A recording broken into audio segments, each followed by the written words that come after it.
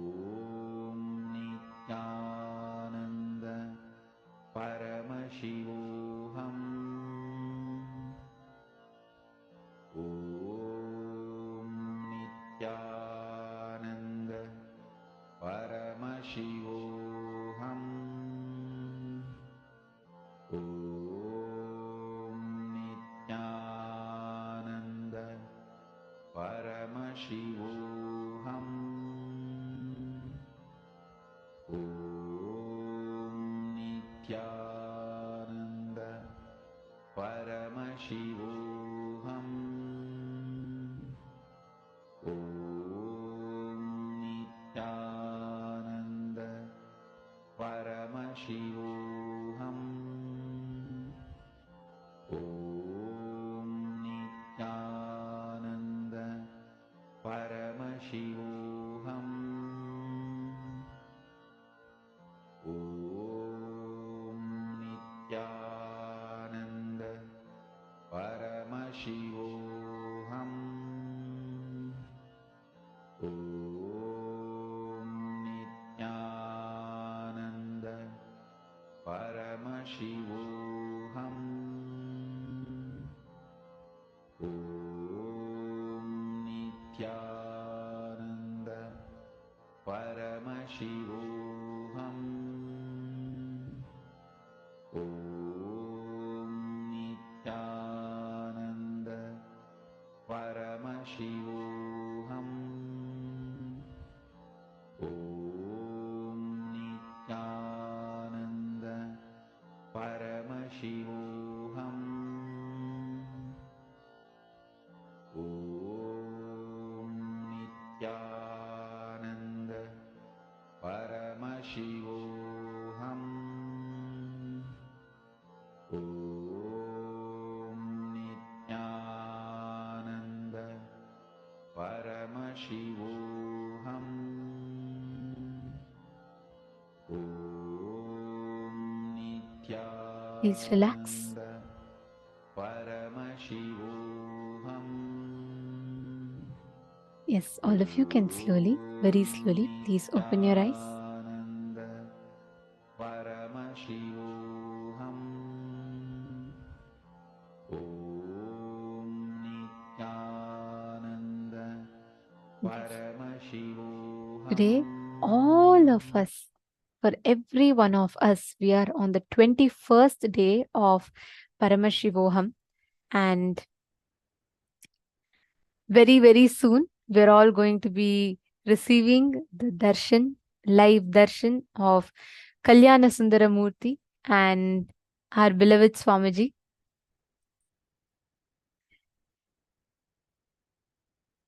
Today, for all of us that are here, on the 21st day of Paramashivoham, we are all going to be receiving the ultimate initiation. Paramashivoham is all about what? Living as Paramashiva, isn't it? So, end of the day, living Paramashiva is Swamiji. Like Swamiji is that embodied form of Paramashiva walking and living amongst us. So, being Swamiji is the essence of Paramashivoham. Being in oneness with Swamiji, becoming that manifestation, consciously manifesting Swamiji is the essence of Paramashivoham. And that is what all of us are going to be focusing on or understanding today. And very, very shortly, we're all going to be receiving the darshan. We're all going to be having the Bhava Samadhi darshan of Kalyana Sundaramurti and Swamiji Nityananda Paramashivam Murti form of Paramashiva. So we're all going to be initiated into the essence of what Paramashivoham is. Manifesting the Ananta Kalyana Gunas of Paramashiva means manifesting all the auspicious qualities, auspicious components of Paramashiva. We will be learning about this through the day as well. Today is the day where all of us are going to be enjoying, experiencing the most auspicious darshan. Because this is like Swamiji as Swamiji, the Purnavatara of Paramashiva that we all are going to be experiencing. And today we are going to be having the coronation ceremony happening. At that time, all of us are going to be literally witnessing the royal coronation happening and the auspicious components of Bhagavan Kalyana Sundaramurti, the form of Paramashiva, whose darshan all of us are going to be experiencing, to just start manifesting in each one of us. And I know we are very, very delighted. Actually, anyone who wants to experience fulfillment in your life, like you have, and especially with your relationships, you can get them and settle down Today, the darshan is going to start in a few more minutes. Very shortly, the darshan is going to start. You can get your husband or wife or even your mother, father, with whoever you want to deepen your relationship. You can get them and settle down. Take a few minutes and invite them to join the darshan right now. This space is so auspicious. Just like sitting and witnessing the ritual, being part of the rituals that are going to be happening. Already grand rituals are happening in the Kailasa temples across the globe. And we are going to be witnessing the live darshan very shortly. So you can go and invite any of your family members, especially your husband or your wife, to be with you right now to experience this darshan, because this darshan will deepen the space of completion that you have with your spouse, and it will start manifesting the Ananta Kalyana Gunas of Paramashiva.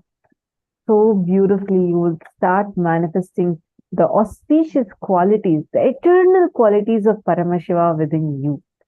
So you can take a few minutes and quickly invite them. This form is very, very significant as Paramashiva comes down as Somasundareshwara. So just to make like a gist of what it is exactly, we'll take you all through a very quick story, but very, very shortly, in just a few minutes, we are going to be receiving the darshan of Swamiji. So please do not miss. We are going to have a very special coronation celebration. So please, let's all get ready to see the Pattabhishekam, the coronation of Paramashiva. Swamiji himself will be getting the coronation. He'll be receiving the coronation and accepting the whole thing. So I request every one of you to please gather your friends, family members, all of them for witnessing this most beautiful celebration of the coronation of Sundareshwara Paramashiva. So this is a very beautiful story in itself, the happening, the Leela. This goes way back to the around 3138 BCE, like way back, right?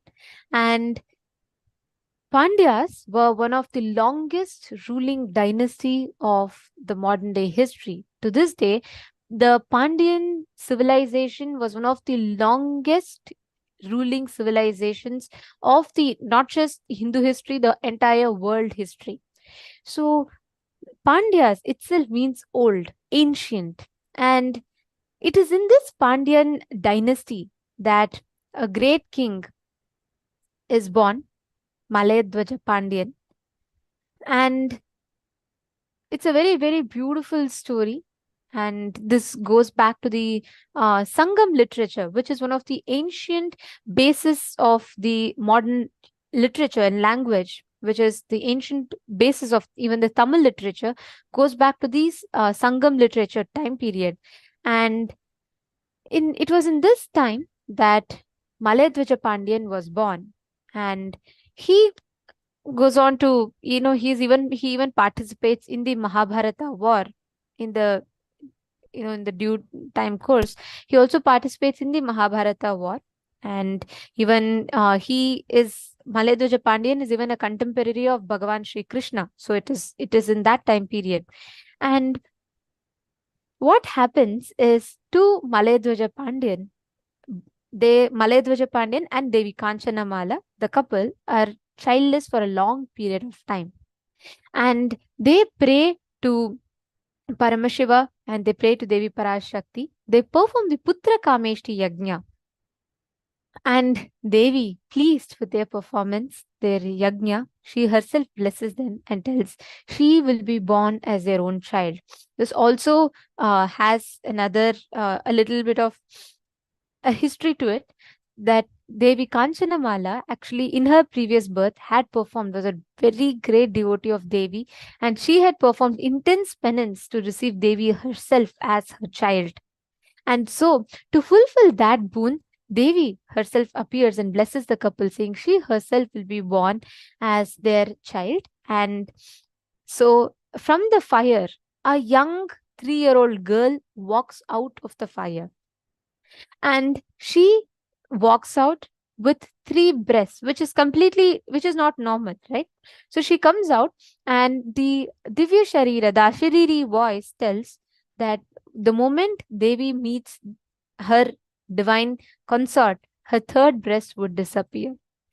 The couple, extremely rejoiced with this auspicious happening, they name her as Tadadagai, and she is brought up with all the best, most auspicious qualities. She's brought with, she's taught everything: warfare, archery, administration. She masters all of this. And as she grows up, it is time for her marriage age to come. And the couple are looking for, finding the best groom, because she grew up learning all the martial arts and she became a fine warrior who excelled particularly in archery, sword fighting. She also mastered all the 64 arts, including music and arts, dance, Vedas, Shastras. And she grew up to become an able, wise, and a just administrator. And Malayadwaja Pandyan, at this point in time, he fights from the Pandavas' side during the Kurukshetra war, during the battle. And Malayadwaja, actually, even during the battle, it is recorded in the Mahabharata, in the Drona Parva, in the 23rd chapter. It is recorded that Malayadwaja Pandyan directly fights against the Dronacharya, the teacher of both the Pandavas and Kauravas. And Malayadwaja goes on further to take on Drona's son Ashwathama, and that is in that battle he gets killed, as per the Mahabharata. And after the death of her father, Princess Tattadagai, Meenakshi, ascends the throne, and she takes the oath as the queen of Madurai. And before this, just before Malayadwaja Pandyan goes on to the war, he is looking for a suitable groom for Devi Meenakshi. Meenakshi goes on to conquer every world, not just Bhuloka. She conquers all the universes. She fights and wins over everyone. And there is nothing left to conquer. The moment people have the darshan of Devi Meenakshi, they surrender their kingdoms to her, because she leads the whole civilization towards enlightenment. Finally, the only place remaining to be conquered, naturally, is Kailasa. Devi Meenakshi goes on to march even towards Kailasa, to conquer Kailasa. And the moment all the Bhutaganas, everyone see Devi Meenakshi, it is so beautifully described that they fail to fight her. They cannot fight her. Even Nandi, the lord of the whole Kailasa, who guards the whole Kailasa, the moment he sees Devi Meenakshi, he only feels that of, the feeling of seeing a mother. So he is unable to fight. So it happens that all the Shivaganas lose the battle with Devi Meenakshi. Meenakshi goes on conquering each of them. She conquers all the Bhutaganas. She conquers Gundodara. Then Nandi comes. She conquers even Nandi. Finally, Nandi says, Paramashiva, only you can come and save us. And Paramashiva comes. The moment Meenakshi meets Paramashiva, her 3rd breast disappears. The moment her 3 eyes locks into Paramashiva's 3 eyes, she realizes that she is Devi herself. She is Paramashiva's own extension. She realizes Paramashiva as her divine consort. She just falls in love with Paramashiva and awakens, experiences that highest enlightenment. And the moment she realizes this, she prays to Paramashiva and requests Paramashiva to accept her. And Paramashiva blesses her, saying he himself will come down as Somasundareshwara. And Devi, though, has one condition for this. She tells Paramashiva that, in Bhuloka, in Madurai, they're all like, we all live a completely different life as opposed to in Kailasa. So she tells Paramashiva to come in the form of a traditional groom. Paramashiva, in his all compassion, he says, not just a traditional groom, he'll come in his best form. So he's called as Sundareshwara, the most graceful and beautiful form of Paramashiva. So Paramashiva walks the streets of Madurai as Somasundareshwara, adorned with all the jewelries, the finest of jewelry, the finest of clothes. He's adorned with everything as he walks the streets of Madurai. And he reaches the palace, and King Malayadvaja Pandian and Kanchanamala hand over Devi Meenakshi to Somasundareshwara, and this celestial wedding happens with so much of grandeur and so much of a celebration. All the gods and goddesses from all the three worlds appear, and they all sit here. From all the 14 worlds appear, and they all sit in part of the celebration of Meenakshi Sundareshwara Thirukalyanam. There's an elaborate description that is given. So fast forward, after all these marriage and all these celebrations get over, Devi Meenakshi and Somasundareshwara are Devi Meenakshi is handed over the kingdom. It is after this that her father Malayadvaja Pandian passes away in the Mahabharata war when he fights against the Kauravas. And after the death of her father, Princess Meenakshi ascends the throne and becomes the queen of Madurai. She takes the oath as the queen of Madurai, the Pandya king, and she takes the oath on the Manudharma Shastra. And after her accession to the throne, Devi Meenakshi continues to conquer all the worlds. And after Devi Meenakshi ascends the throne, which is even witnessed by Agastya, Meenakshi goes on to rule for a very long period of time. And when after her marriage to Somasundareshwara, she decides to give the kingdom to Bhagavan Paramashiva himself, so that the entire humanity in itself can be guided towards enlightenment. And she hands over the whole kingdom to Somasundareshwara. The whole coronation takes place. Today is the exact day, exact alignment of the stars, exact as per the Hindu calendar. It is exactly on this day, around thousands of years before, that the coronation of Somasundareshwara takes place. And this happens at around 3300 BCE. And it is on this day that Bhagavan Sundareshwara ascends the throne of Madurai. He sits in the Madurai Sarvagnya Pita, and he ascends the throne, starting to rule the entire kingdom of Madurai, guiding all of them into enlightenment, fostering a beautiful civilization that would walk on to become the golden age of the entire human civilization in itself. He ascends the Kailaso Nata Shyamala Pita Sarvagnya Pitam. Means Kailaso Nata means Kailasa Unnata, the best of Kailasas, is the Madurai Kailasa. And Paramashiva ascends the throne as the king of Kailaso Nata Shyamala Pita Sarvagnya Pitam. Today, this very happening takes place, and the Madurai temple celebrates the coronation of Paramashiva. And the Madurai temple will be performing the coronation, and exactly at that same point in time, Swamiji himself will be accepting all the coronation offering that is made today, and we will be seeing the live Kailasas from around the globe will be performing the coronation to Swamiji. Today, thousands of years later, Meenakshi and Sundareshwara themselves have descended in their embodied form as our beloved Swamiji, the Supreme Pontiff of Hinduism. And Swamiji will be accepting the coronation, which we're all about to witness very, very shortly.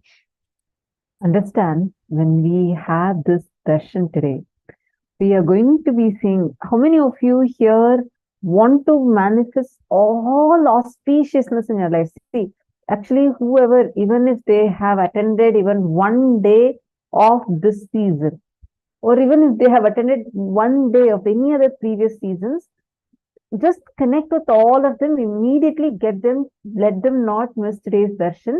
Because today, when you are having the darshan of Swamiji in this format, Kalyana Sundara Murti and our beloved Swamiji, it will actually, you'll see in a very, very, very beautiful way Swamiji will just shower all of them with so much of auspiciousness, mangalatva, and whatever they are wanting from life, everything will start manifesting.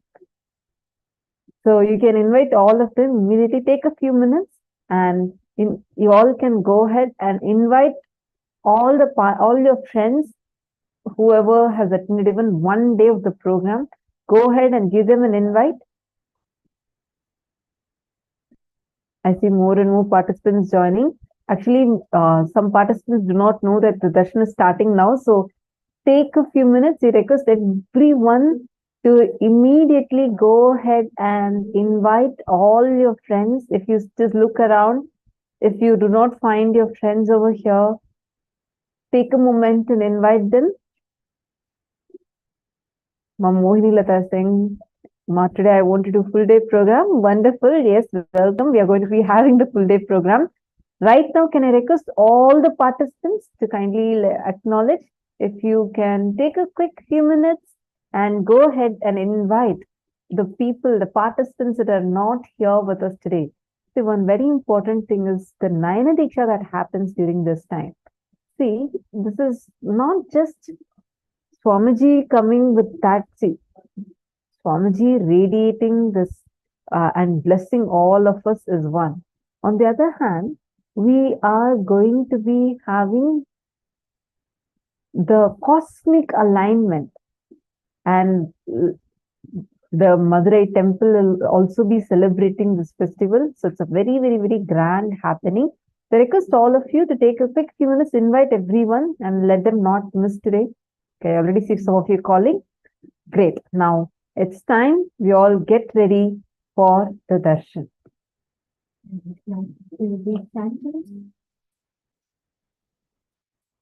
We will now be chanting the Dhyana Shloka, the exact sacred chant, which describes the form of Paramashiva with which he appears in Madurai to accept Devi Meenakshi. And we're all going to be now chanting the Dhyana Shloka, meditating on that form of Paramashiva.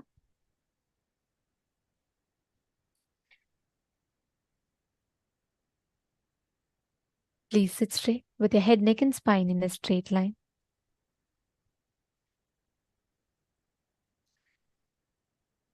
Sinduraparam trinetram yugabhuja sahitam harakeyurabhusham divyairvastrairvritangam varasamuchitalasad veshayuktam shubhangam Vande Kalyanamurtim Karatalakamale Devi Hastam Tathanam Haste Tankam Mrigam Chatatamavadharam Bhaddhagandendu Chudam. Now,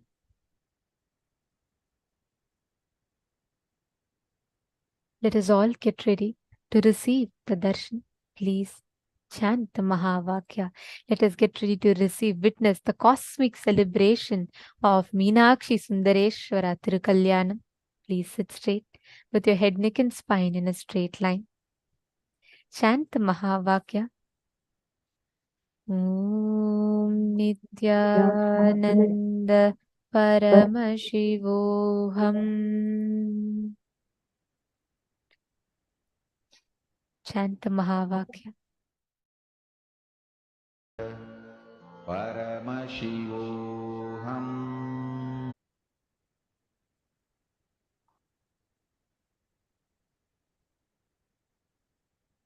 Now, let's all manifest this experience of manifesting the space of Paramadvaita, the pie of Paramashiva. Swamiji said, we'll all be manifesting the Ananta Kalyana Gunas of Swamiji. Now, we're all going to be manifesting a very, very beautiful power. The power of Ashtamaha Shaktis, where you're going to be able to increase, decrease, alter anything as per your will. You will be able to manifest the power of Anima and Mahima. And let us all start with the manifestation. I request every one of you here to pick up any object of your choice.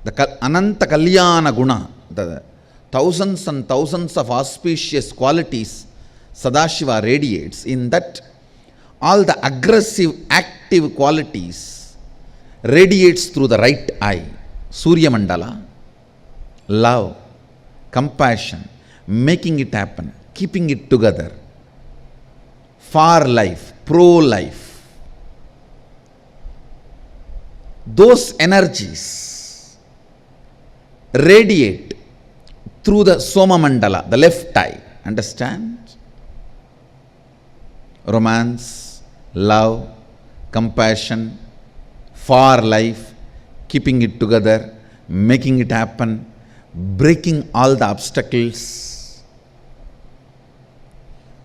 All those passive but foundational qualities for life in the Ananta Kalyana Gunas of Sadashiva, the foundational qualities for life, they manifest through the Soma Mandala, the left eye. Giving enlightenment happens, manifesting all the powers, initiation, liberation, all those activities are done through third eye. Kalabhairava and Veerabhadra have been manifested through the right eye. The powers of the right eye, the jata and nail. Subramanya manifested through the third eye. Ganesha manifested from the Soma Mandala. That is why he is remover of all the obstacles. He is always for life, pro-life. He always votes for life, pro-life.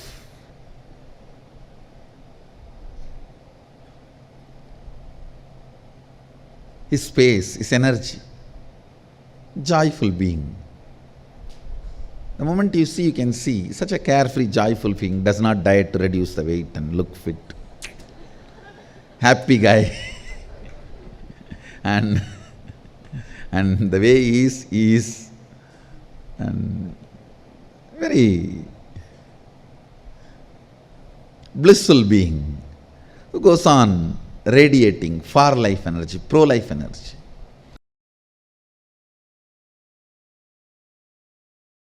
The other day was defining chastity. The achalatva, immovable component of consciousness. Consciousness has one quality of immovable, achalatva. That quality manifesting through your biomemory as naturally, understand, there are some qualities very comfortably, naturally you express. There are some cunning fellows, even after years, cannot learn integrity because they feel all the best things of their life is given because of their cunningness.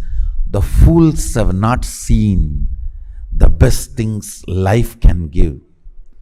See, it is like a baby steals 2-3 cars, small toy cars from his elder brother, from his cousin sister, and keeps all that, and he thinks, because of my stealing capacity, see what all I have.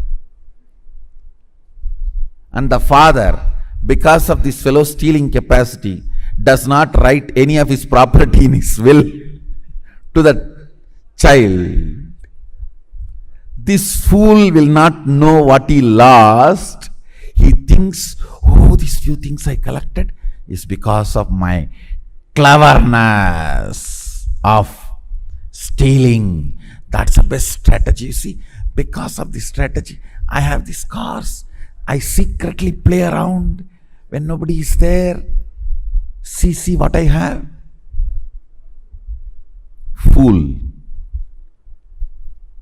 Out of your cunningness, what you got is not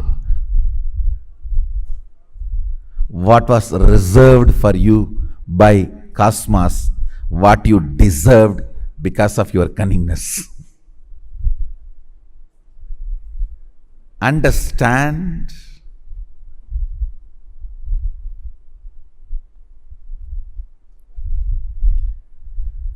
If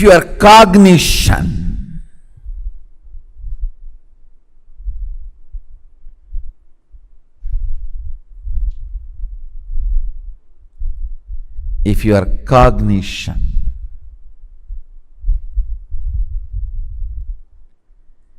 is comfortably flowing with the space of achalatva, I call that as chastity. Achalatva, dimension of consciousness manifesting through body and mind, is chastity. It's not just for women, understand? For woman the chastity is different, for man the chastity is different. But both have chastity.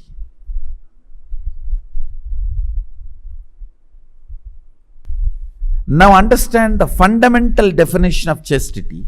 You see, your consciousness has many glorious dimensions. Eternal, pure. Whether you are complete mirror or distorted mirror, sun cannot be touched by you. Sun cannot be touched by you. You can play with the reflection but not with the sun. Your consciousness, pure consciousness, has many good qualities. Eternity. It's eternal. Achalatva, stability. Pure. Self-effulgent. Always alive. So all these dimensions are living cognitions, gunas of your pure consciousness. In bhakti traditions, the devotion traditions, we call it Ananta Kalyana Guna of Bhagavan, of Lord.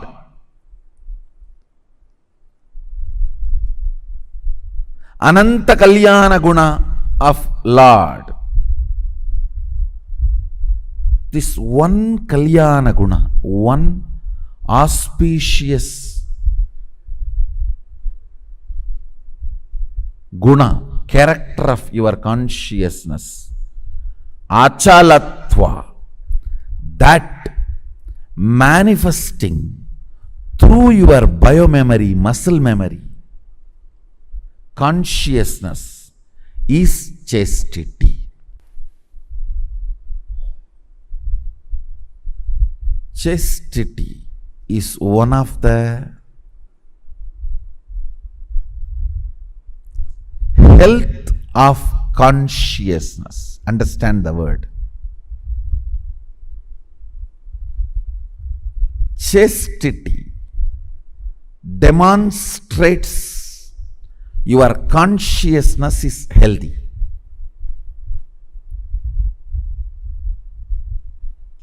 Like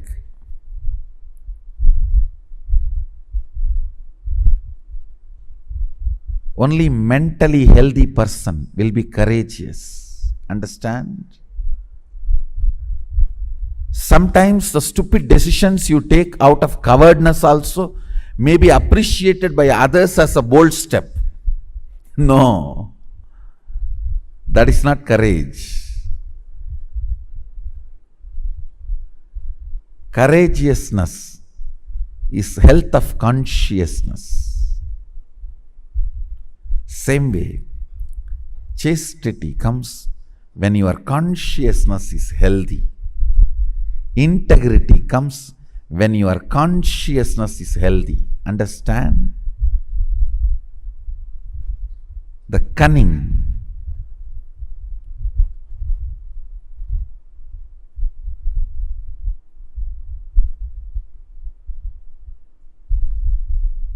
cunning strategies. You may steal few toy cars and toy houses and keep it secretly, but you will miss what Sadashiva reserved for you. With integrity, you will get what he reserved for you. Understand? You deserve what he reserved. But if you think your strategy is more brilliant, then have that few stolen cars and houses you have.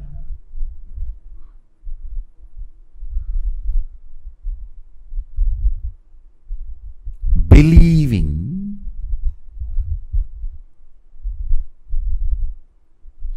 non-integrity can pay better things in your life is the worst stupidity can enter into your system. Cognizing integrity pays the best. Integrity brings everything Sadashiva reserved for you. As cognition leads you to enjoy the best of life.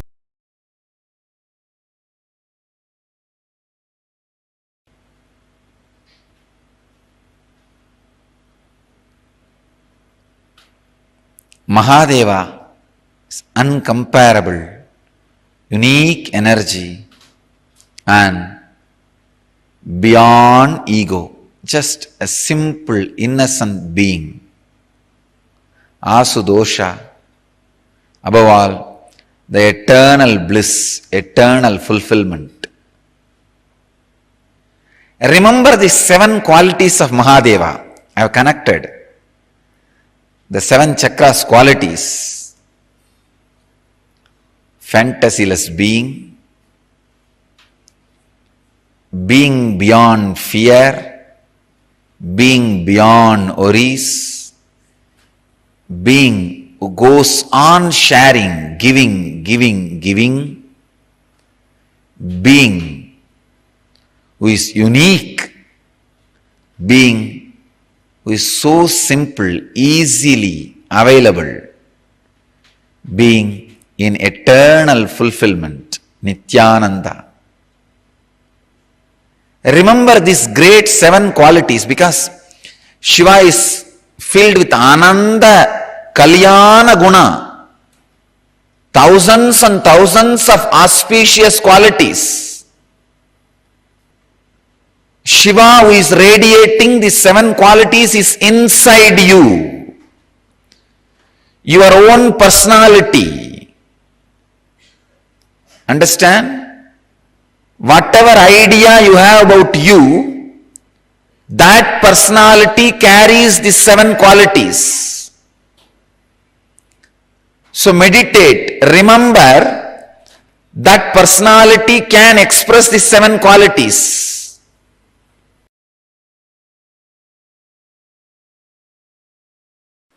Shiva is not just the totality of few auspicious qualities. So by meditating on it, you become that.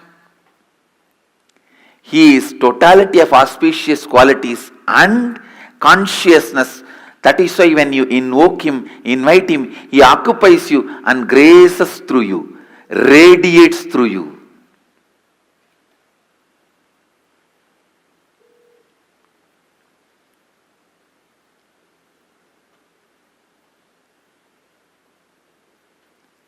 not only he introduces himself to you, he introduces himself through you to everyone. He introducing himself to you is authenticity. He introducing himself through you to others is enriching.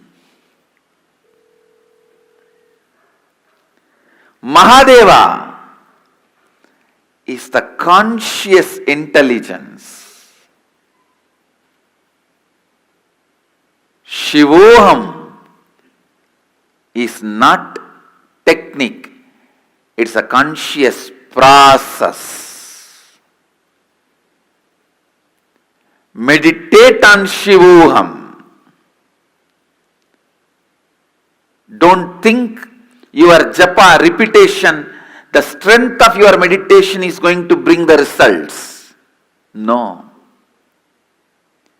He is conscious intelligence. You meditating is nothing but invoking him, requesting him to fill you, to radiate through you.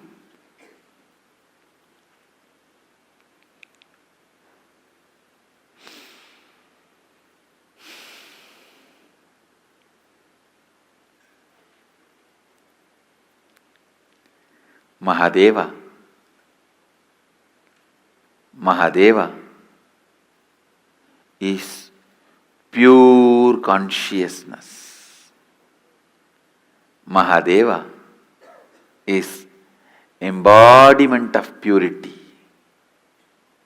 Mahadeva is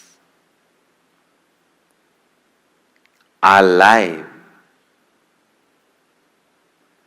I can't say, just because I chanted Shivoham for millions of times, I started experiencing Mahadeva. No.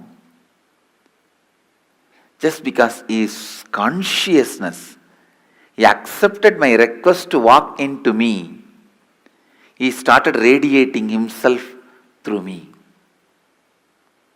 Understand, he is consciousness is the good news I want all of you to know. He accepts your request even if it is made once. He is Bholenath. Simple guy. His presence is not heavy, demanding. No. He is not Vaikuntavasi. He needs the Lakshmi to press the feet and the Ananta Sesha for a bed and the milk ocean for his presence.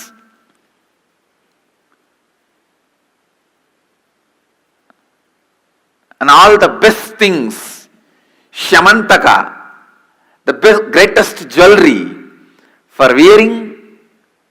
No, I am not disrespecting Vishnu. All I am trying to tell you is, Mahadeva is Bholenath.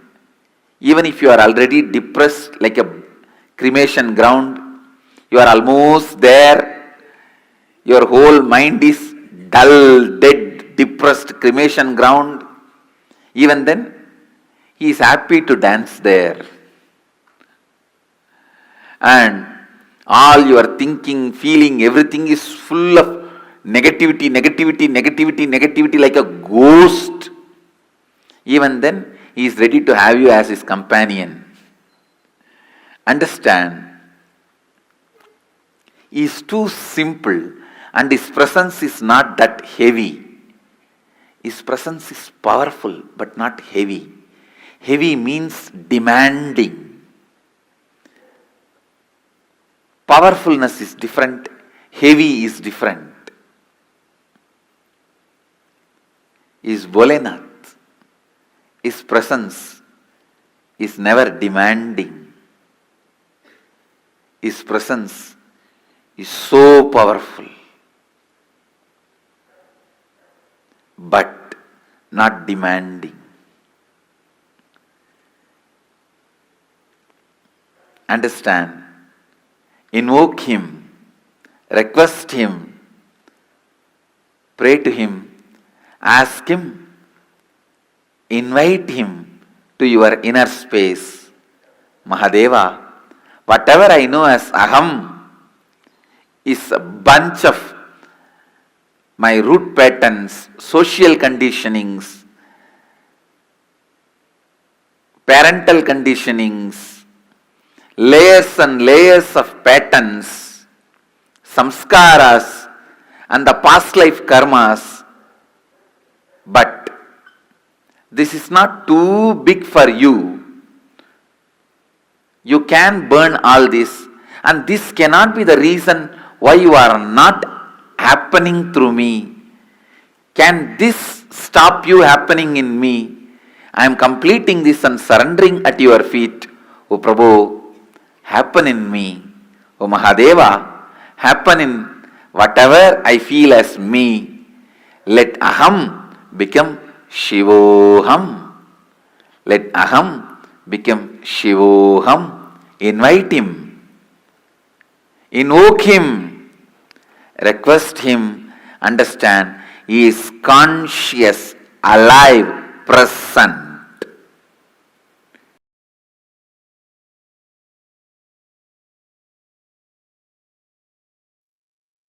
The Ananta Kalyana Gunas of Paramashiva, where he is present as that supremely embodied form of Paramashiva, embodying himself as eternally available and continuously being accessible to all of us, that eternal part of us, that component of us, which is not stopped by anything.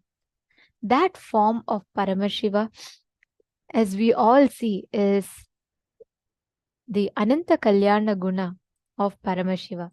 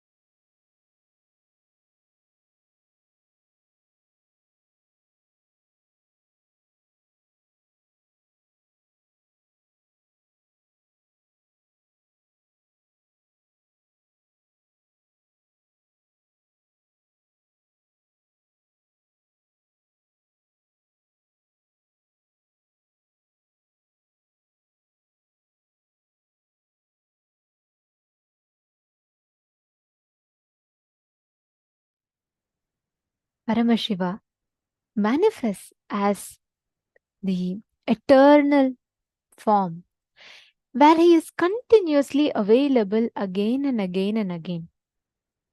That is the Ananta Kalyana Guna of Paramashiva. Swamiji says that the exact material that you are made up of, the exact material that Paramashiva is made up of, the universe is made up of, are all one and the same. And that is what is called as the pi of Paramashiva. I request all of you to take a few minutes to please share with us and let us know what each of you understood as pi of Paramashiva. What did you understand as the essence, the principle of Paramashiva? Actually, you all should know. The moment you connect, you realize the exact same thing that the whole universe is functioning from. All of these fundamentally are connected through one thread to Paramashiva. That one thread, that one principal unit is the pi of Paramashiva. And that is what Swamiji so beautifully revealed to all of us right now in this session. When you connect to that component of Paramashiva, that I in us, the I in you, the I in him, all of this is the pi of Paramashiva. Akshaya Guna. Swamiji says the Akshaya Guna. Guna means the nature, character. And Akshaya means the eternal, like Akshaya Guna means the nature of something which does not get destroyed. The Akshaya Guna of Paramashiva which does not get destroyed.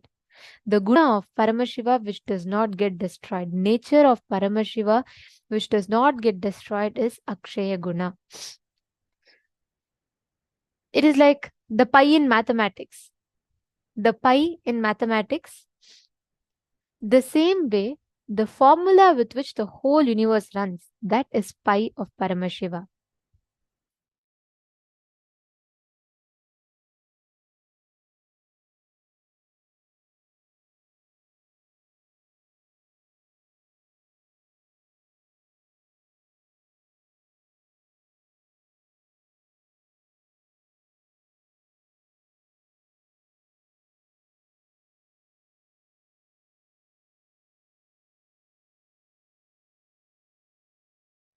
Are all of you understanding? It's such a beautiful principle that Swamiji has revealed. If you just catch the pi of Paramashiva, something in you, that same component is same in Paramashiva. Same way, when you understand this oneness, the principle of oneness, your I is the pi of Paramashiva, you will, the way you see life, the way you perceive life will itself be different altogether. Now, with this same space, let us all enter into the power manifestation session. I saw so many of you have posted how you increase the size of the object in the previous round. Now, let us work on decreasing the size of your object, size of the object. Any object that you want, just pick that up. You're going to be measuring it and you're going to be decreasing the size of that object just through your conscious will. Chant the Mahavakya, take the before measurement.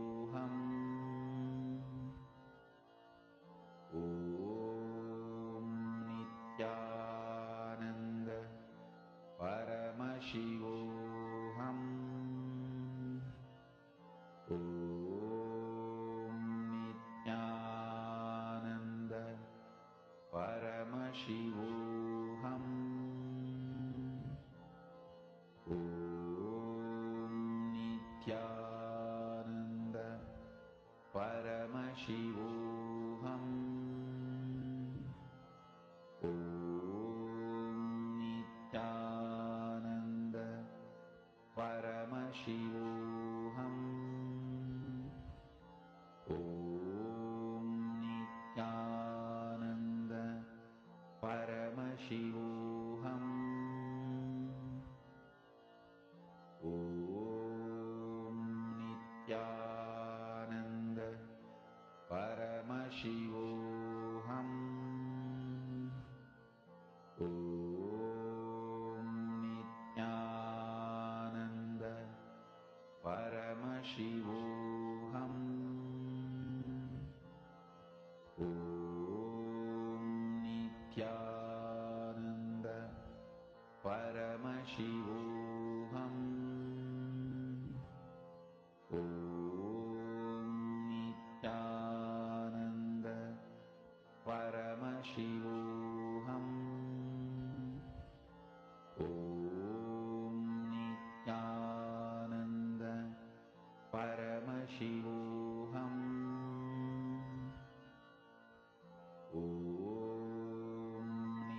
Nityananda Paramashivoham. Om Nityananda Paramashivoham. Om Nityananda Paramashivoham. Om Nityananda Paramashivoham. Om Nityananda Paramashivoham. Om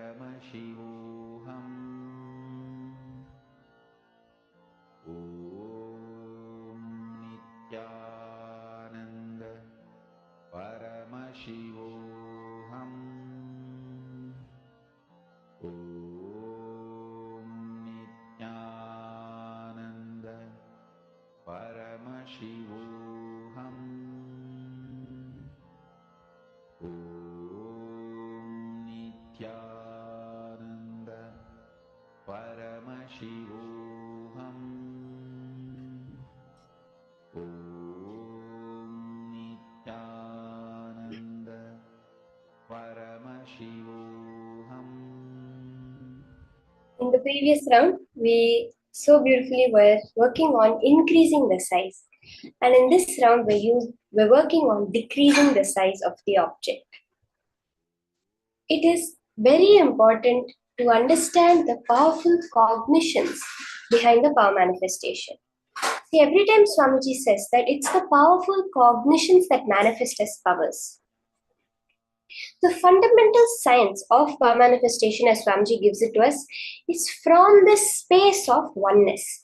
You know you are Paramashiva. Because there are so many people who, like Patanjali says, we should not manifest siddhis, which is the powers that come on the way to enlightenment. But the power manifestation that Swamiji is introducing is the powers that come after achieving that space of Paramashiva. Now, as Paramashiva's incarnation, Swamiji has initiated all of us also to be able to do it. Very fundamentally, like I said, it's from the space of Paramashiva that these manifest. We have the length, breadth, and depth dimensions, which is what we perceive as a regular matter, all of them bound by time. We have that reflection of consciousness in the space dimension, the prana, that soul, individual soul within our body, which is Paramashiva. Swamiji gives it such a beautiful description, the part of you that remembers you, but which you never have to remember. That part of you which is from there, when you touch that, Swamiji says the only way to access it is through your will persistence.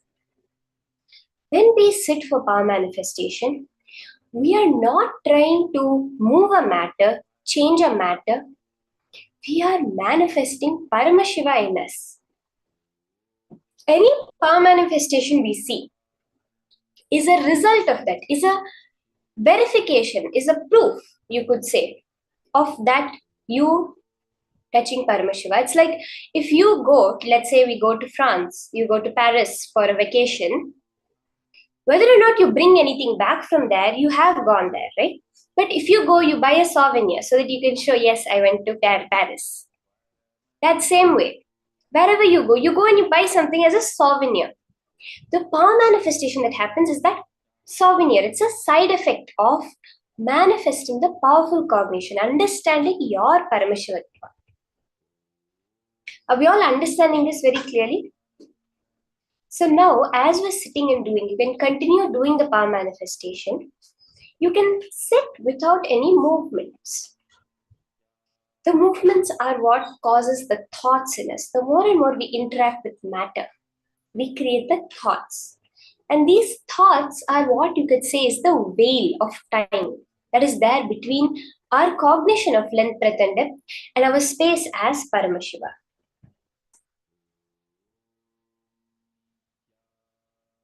So now, as you are sitting, just intensely connect to Swamiji.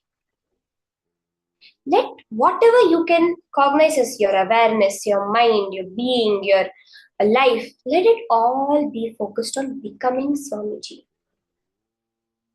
Swamiji is that manifestation of us, our super consciousness who has come to remind us that we are super consciousness. Sit as Swamiji, as Paramashiva, as any of your Ishta Devata. That powerful blessings we just got from Swamiji, manifest that. All these power manifestations are directly related, directly proportional to your real life. When we did the Mahima power, when the size increase of an object by 1 centimeter, it reflects as you knowing that you have the ability to increase the money in your bank. When you do now doing the power of Anima, that reduction of 1 centimeter in the size gives you that possibility. Yes, I know I can reduce the amount of loans I have. I can remove, I can make it disappear itself. That is how we should approach power manifestation. So as you're all sitting, understand it's the powerful cognition. When your shift happens, we play so many powerful cognitions given by Swamiji. When that shift happens, yes, I am Paramashiva. Swamiji says a regular human being can hold it up to 12 seconds. If we hold it even for 21 seconds, that click, that wow, when you suddenly see a huge mountain, for that few milliseconds, microseconds, your brain is completely blank. We say it's awe-inspiring. You're speechless. That is when you're touching Paramashiva. When the red screen first opens and you see Swamiji, you have no words to describe it. If you're able to hold that space for just 21 seconds, you go beyond the space of returning, you are enlightened. For power manifestation, Swamiji says 9 seconds being able to hold it is enough. And Swamiji says we all have the possibility to easily hold it for 12 seconds. The moments where we get intuitions, the moments where we have a feeling about something and it really turns out to be true, all of that is the power manifestation. The Maha Vakya which Swamiji tells us to chant. So I just described the first step of power manifestation, which is that unclutched space, where the thoughts are coming and going, but you're not interacting with them, you're not attaching any meaning to them, anything like that. The next space, the next state, which is the Mahavakya chanting, where you have that constant Mahavakya's vibration. Swamiji beautifully describes when Ram Surat Kumar had blown the smoke on his face, he went into a state where everything was happening in front of him, but there was no audio, only the Mahavakya repeating. That Mahavakya repeating, it's that sound, that vibration which has the possibility, that capability to suck up any other chatter happening, whether it's the inner chatter or the outside sounds. It is the vibration that increases your frequency to that of Paramashiva. Swamiji says, wherever the Mahavakya is chanted, I am physically there. So chant the Mahavakya intensely.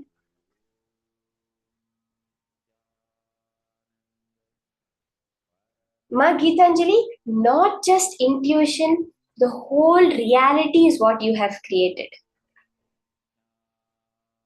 Not just our intuitions. Our intuitions are the moments we are seeing the whole process of us creating our reality. We have this thing, deja vu, right? Where something is happening and you felt, this has just happened. I've experienced this before. That is the moment where you're starting to glimpse how you are creating the reality. Through power manifestation, you understand that is a science. Yes, if I want this to happen, I can just create it. If I want this incident to happen, it's there. I just have to pull it out and bring it into my reality.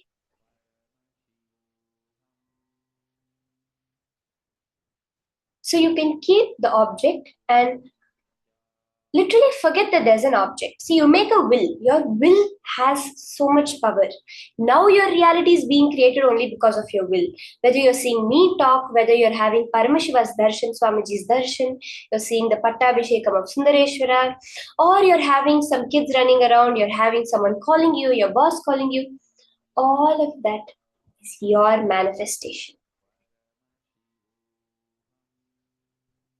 That is all created from your will only. When you make the will now to change a small size of a small object, it will happen. You have to now establish yourself on Paramashiva. Not constantly going back, oh, is it changed? Has it not changed? No. The space we want to manifest Paramashiva. Whatever comes out there as a manifestation is just a verification of that. It's just a byproduct of that. So sit and continue doing the power manifestation, intensely chanting the Mahavakya.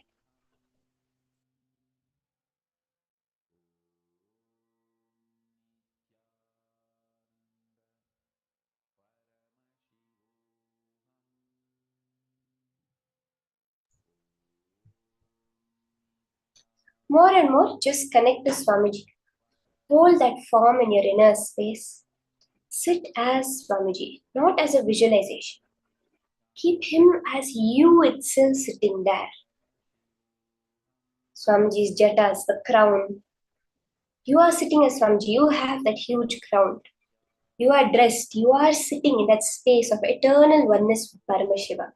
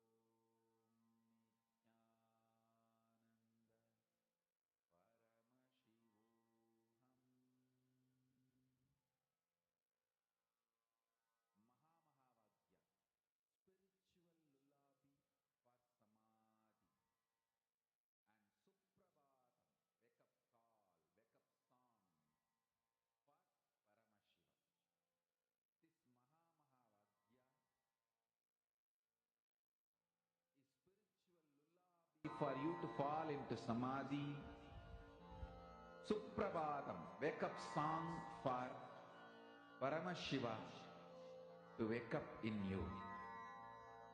Just remember this one powerful cognition. This Mahavagya puts me in Samadhi. This is spiritual lullaby for Samadhi and Suprabhatam, wake up song for Paramashiva in me. For Paramashiva to manifest. With this one spiritual powerful cognition, chant this Mahavagya.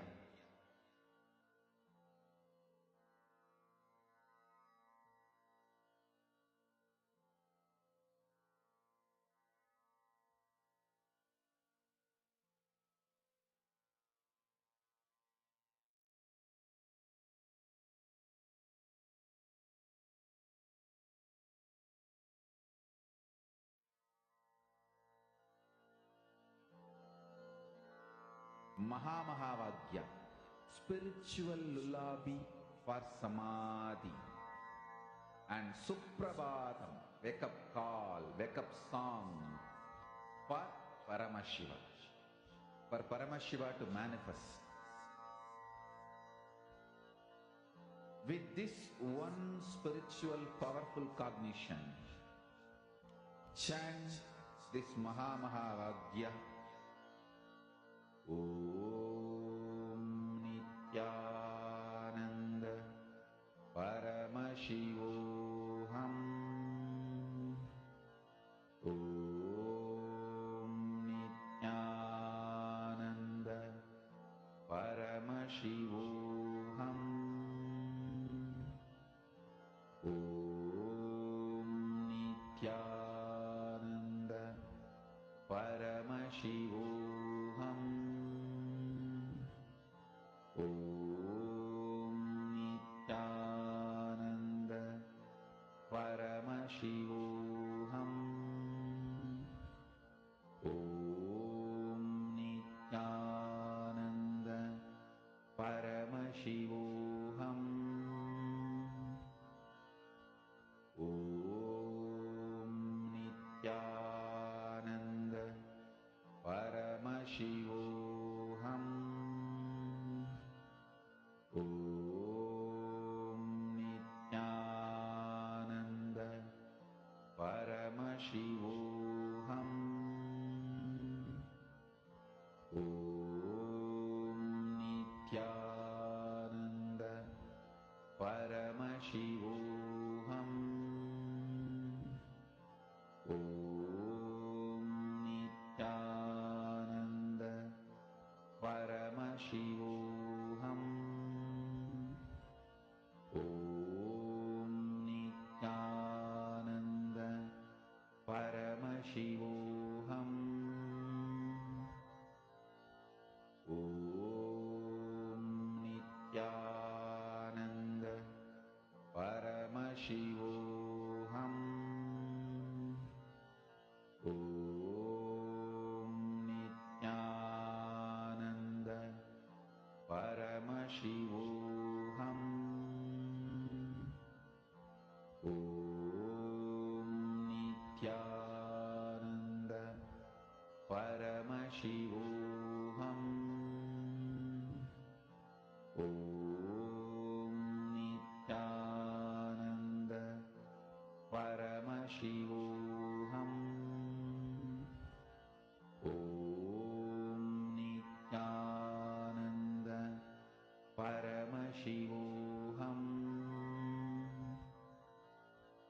Om Nityananda Paramashivoham. Om Nityananda Paramashivoham. Om Nityananda Paramashivoham. Om Nityananda Paramashivoham. Om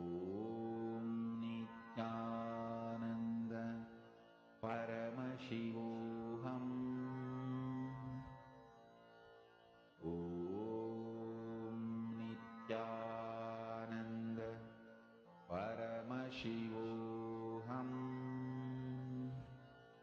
Om Nityananda Paramashivoham Om Nityananda Paramashivoham Om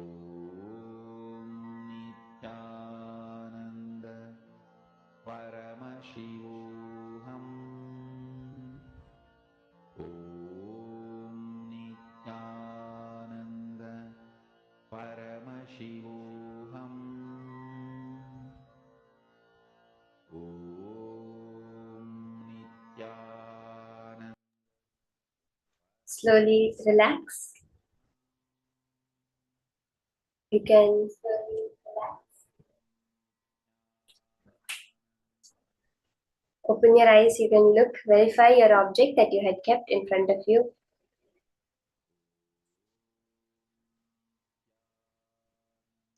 Check back whatever changes have happened in the objects that you had kept. The color, the size that has changed, anything like that. Whatever it is, you can measure it. More than that, share how you were able to experience yourself as Swamiji. How much were you able to connect to Paramashiva? What is that experience that you had?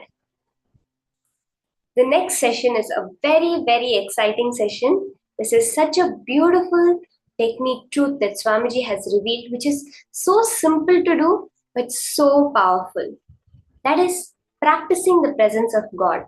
At every moment, how you can bring Paramashiva's presence over there. Let's now listen to these truths from Swamiji himself.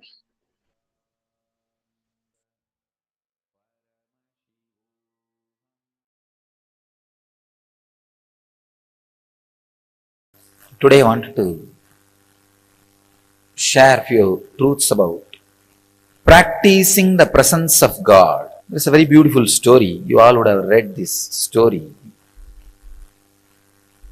in school. There was a guru and he had 10 disciples. There was one chief disciple, very brilliant and highly spiritual. So naturally Guru was giving attention to that disciple more. So the jealous started among other disciples. So all the other disciples wanted to defame, abuse, disrespect this chief disciple who was getting too much of master's attention. Somehow they wanted to move him out of master's attention. Master also observed. He observes everything, even though you think he sits with closed eyes.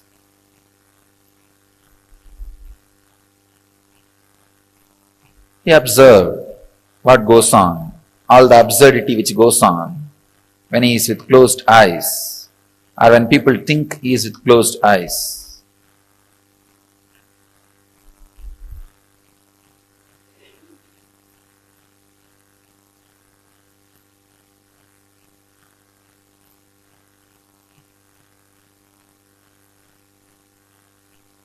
One day he wanted to tell all the disciples why he is giving more importance to the chief disciple, the sincere disciple. So he called everybody, kept a small test, giving each one of them one banana and telling them, go and eat in a place where nobody sees you, where you are not observed by anybody. All the fellows ran here and there. One ran behind the kitchen, one ran behind the sarovar, one ran outside the gate, one was hiding in the temple godown. They all ate and came back, except this chief disciple. He came back with the banana without eating it. All the disciples asked, why? We did not find any place. He just kept quiet. Master asked, you did not find any place where nobody was observing you. The disciple says very beautifully, it's a very small story. All of you would have known. Master, I am not able to find any place where God is not observing me, where God is not seeing me. I feel everywhere His presence.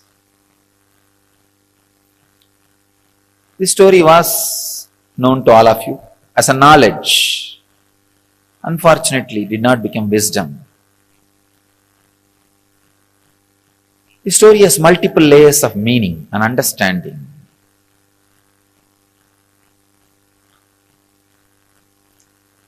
First thing, there is no shortcut for spirituality. There is no shortcut for enlightenment. There is no technique for enlightenment. Technique means shortcut. There is no shortcut. You have to iron out your 24 hours with a clear understanding of practicing the presence of God in your body, mind, actions, in everything. The clear, intense awareness has to be imbibed.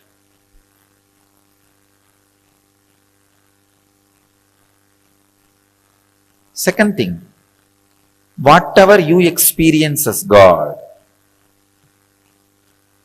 when you experience me, some will have 30% fear and 30% love, 30% confused emotions. Some will have maybe 50% fear, 40% confused emotions. Some will have 100% fear. Some will have 100% love, no fear. Different ways you will be experiencing the Guru. Whatever you experience as Guru, that's what your experience as God. You have no other experience.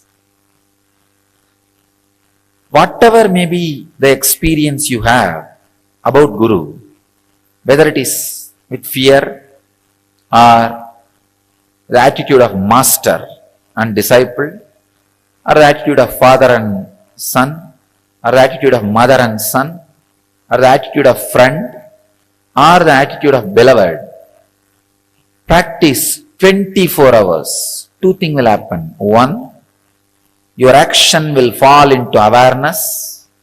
Second, that fear, whatever the lower experience you have about the Master will extinct, will be burnt away. The percentage of fear you experience with me will be burnt away.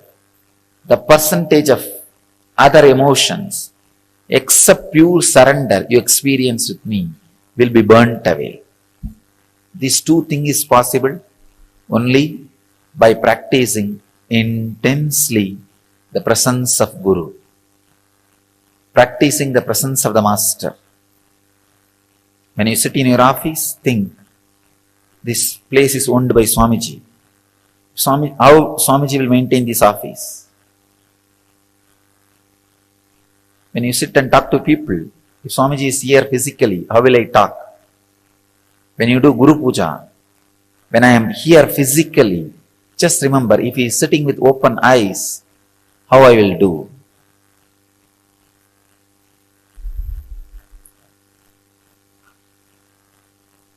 Practicing the presence is the only way. Is the only way. Only way. Your arrogant, egoistic logic can go on justifying, no, there is some other technique. Or you can go on postponing with it. That is what I call hypocritic loopholes. The air hole, air bubble in the copper wire will not allow the copper wire to be a conductor. Electricity will never flow. Same way, the hypocrisy between the relationship, when you practice my presence, the hypocrisy you handle, you have it, it's like air bubble. will not allow the Guru-disciple relationship to happen, will never, the presence will permeate, penetrate you. Practicing the presence with tremendous respect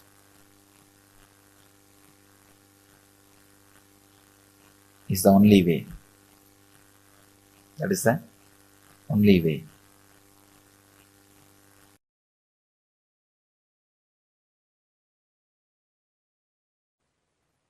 Understand, this initiation, this Shaktipada is the purpose of my existence, to give you this Shaktipada only. I exist and I come here and sit again and again every day.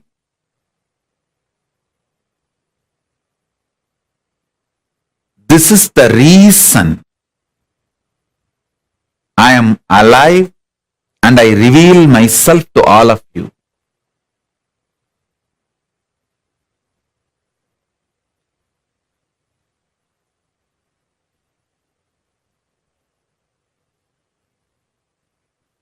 I sincerely bless all of you as living manifestation of Paramashiva, as Paramashiva. I bless you all and initiate all of you. Whoever decides to trust my revelation about me as Paramashiva,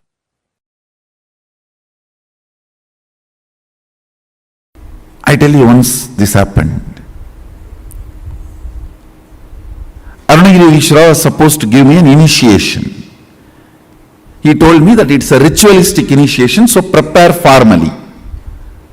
Means I'll have to get one fruit and one betel leaf and one fruit means banana, one betel leaf, betel nut. And in those days the dakshina will be that 4 annas. 4 anna is I think 25 paise. You have to keep some coin for that 4 anna. And you will have to get one towel, means a piece of cloth. These are supposed to be offered as a dakshina. So he told me, prepare everything and come with all that. He was supposed to give a very ritualistic initiation. One beautiful thing, that one thing with Arunagiri Ishvara I have seen, even though he transmits all the experiences, everything, left and right, he will never miss performing something which need to be done ritually, to educate me, to teach me a lesson. So I will do the same for all of you. He will never avoid ritual. You see, he will make me experience the whole satya of sannyasa. That does not mean he will not perform the ritual. He will end, after that he will perform the ritual also and give formally the consolidation. So one day he told me that prepare everything and come. The whole thing will cost maybe less than 1 rupee.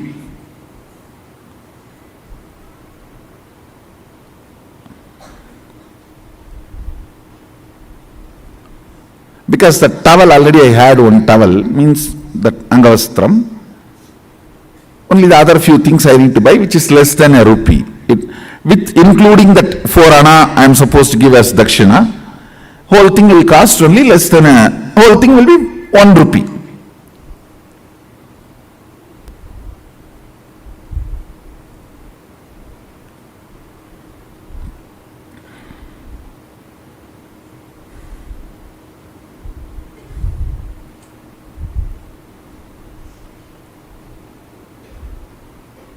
I went to my grandfather. He is the funder usually for all my rituals and all the expenses.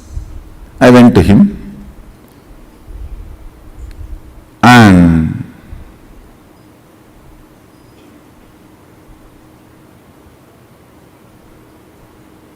I still remember that the steel table, and that side he was sitting in a chair, and usually kids when they go and sit on, that is my bar, that jumping bar, in that I will put my hand down and try to jump 3-4 times, tata, tata,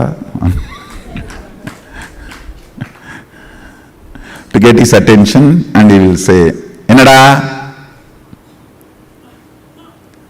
Samir Bhavantya, means what Swami you have come.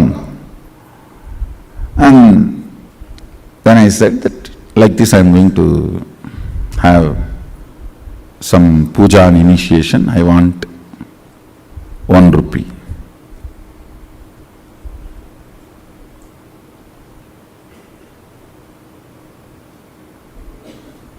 He will not usually handle the cash, so he will look at the cashier, will be just sitting next to him. He will look at him, and they, in the eyes itself they have a signal how much to give and all that. And by now I had already studied the signal. If he just shows through the eye, only what I ask will be given. If he shows with a little smile also, then little more than what I ask will be given. All that signal now I studied. And if you stand on the table and jump few more time and nacharchify. In the Tamil it is nacharchify, means nagging, little nagging. Tata, innum tata, tata, innum tata. Means if you stand and nag, nacharchify, you will get 1 more coin or 2 more coin. And he told me that by the time before sunset come, before the sun sets, I am supposed to go to Aranirigishwara, so he has to do the rituals and give. I know now it is, sun is going to set, I need to run, but I was standing there nacharchifying.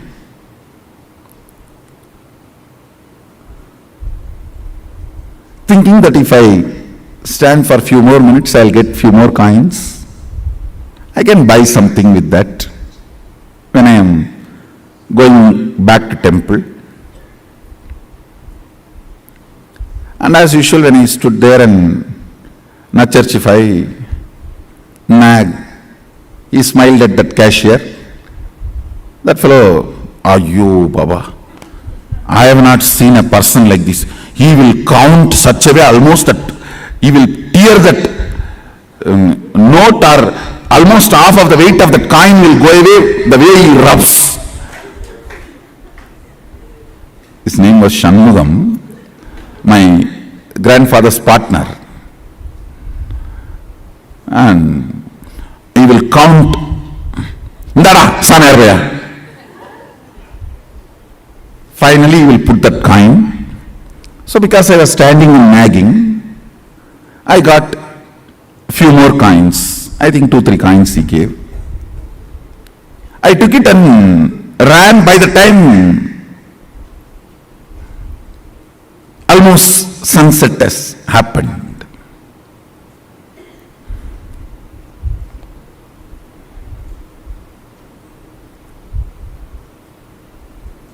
By the time I ran to him with all the things, almost sunset has happened, and listen now is the real thing. Whenever I go to Aranirigishwara, first thing, a wide, broad smile, and he will stretch his leg for me to touch his feet. That's the way he will welcome me, receive me. Vada? He will stretch his leg with a wide smile. That is the way he will always receive, and I will run and touch his feet. That day, he did not stretch his feet. Smile was not, I will not say there was no smile, but I know it was a limited expression. And he did not stretch his leg. That's it. I know. Underline, slight, but very strong message for me. Fortunately, I had such deep Guru Bhakti Sadashiva gave. Even the light warnings from Guru made me wake up from my blind spots and catch his feet, change my cognition. I should say, that's the biggest right thing, which is much more important than the initiation from Guru, which lifted me and made me experience oneness with him. It is your ability to see the slight warnings he gives and catch, change the cognition, saves you in life. Because many times he doesn't want to interfere with your freedom, with your will, with what you want to do in your life. It is the slight messages. It's a light underlines. Listen carefully. This underlines light warnings, very subtle messages. If you can catch that and change your depth, you are saved. He did not stretch his leg.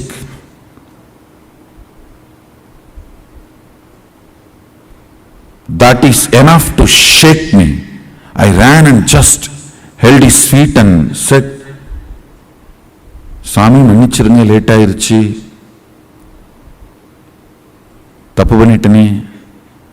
Means forgive me. God delayed. I made a mistake. He said in Tamil very beautifully,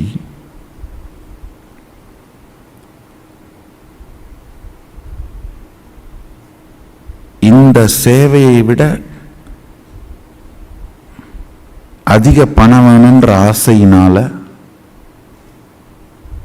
தேவையில்லாமல் சரியான நேரத்தை இழக்கிற பரப்பா.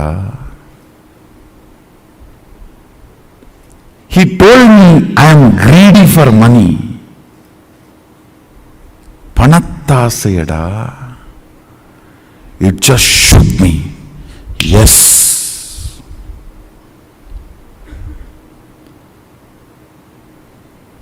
Because for initiation, I'll try to repeat the whole conversation. See, for initiation I need only 1 rupee. I don't need to be standing there and nagging my grandfather for a few more coins. Something which I thought I can buy, which can be a comfort, and after all easy money coming, it's only few more minutes.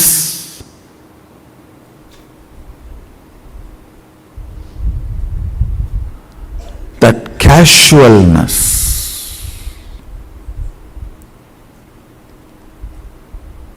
it was a slap, shock. I just woke up. Oh God, just these few coins.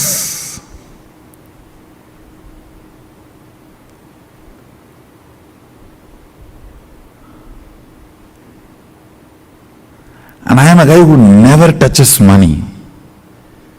Only like this initiation or any of this Arunagiri Ishwara's work, I touch money. this kind. And I remember, I collapsed completely inside. Fortunately, decided to choose the Guru, Arunagiri Ishvara, and dropped that remaining coins which was in my hand at his feet. Over. Never ever, even the casual greed. Over. Not even because it is coming effortlessly, why not? No!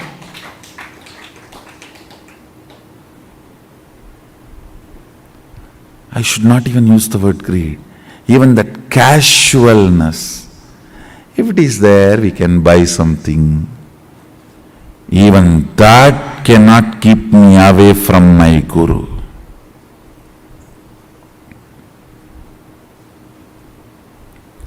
It was too small incident, but too big cognitive shift in me. Over. Over.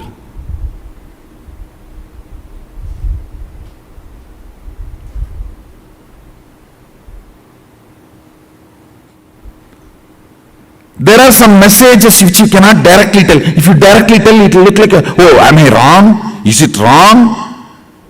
You will get into defense.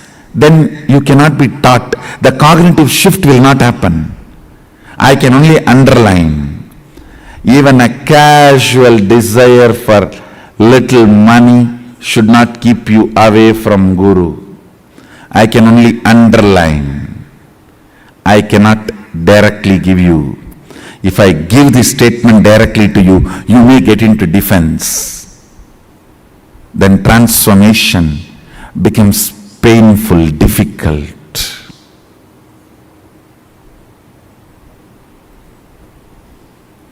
Sometimes things need to be very subtly told.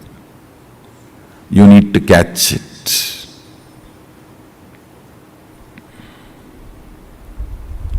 You need to catch it.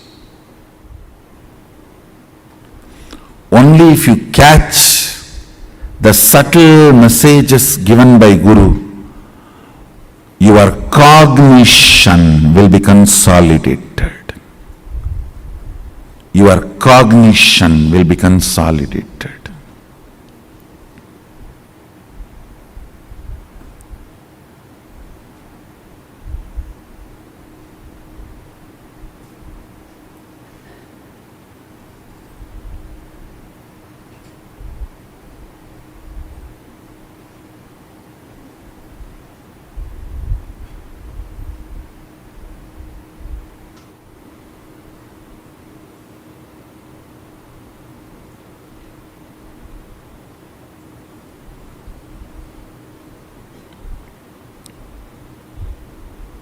I'm just waiting, seeing whether for whom I'm giving this subtle message, are they catching it or playfully missing it?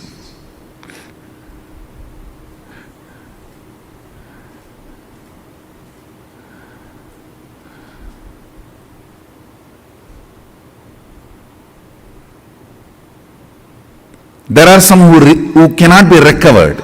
They are doomed. When I say the name, you are doomed. You can't be recovered. You are going to be drowning. So as an evidence, I am leaving this name. You are not going to save yourself.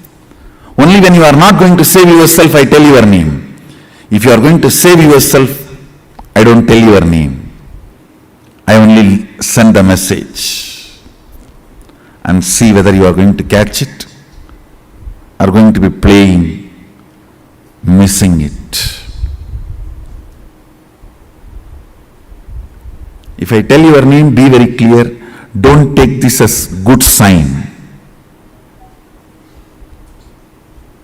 If I tell your name, don't think, oh, Swamiji told my name directly. An advice. Praising is different. Sometimes I tell your name and praise, that is different. During the advice, if I tell your name, be very clear. I am leaving the evidence for the future to tell. Even after Swamiji told, he did not listen.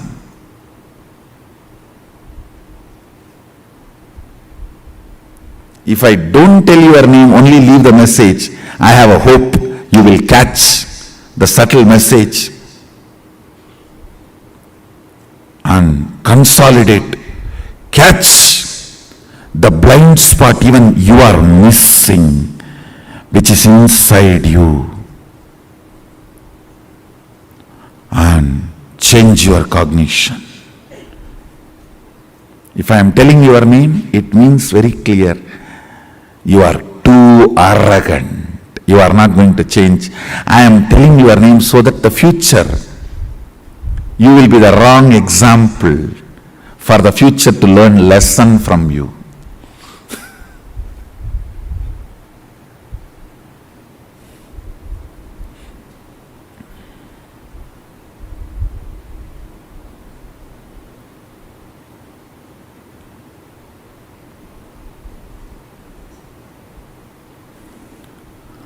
Cognitions matter. Cognitions matter. Cognitions matter.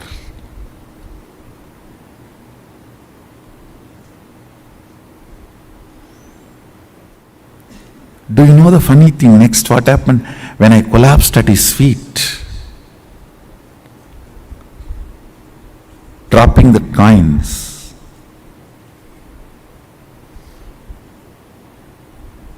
I know at his feet, my whole cognition changed.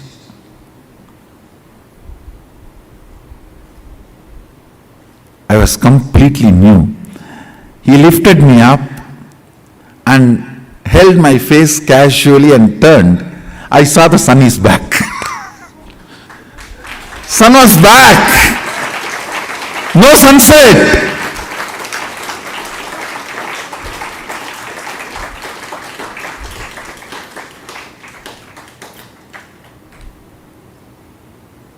He smiled and said, getting sun back is much easy for me than teaching you with the subtle message. This was more difficult. The moment you become defensive with Guru, it is spiritual suicide. You are done. Nothing can be done after that. Sometimes if Guru tells directly, you get into defensive with Guru. Over. Bye.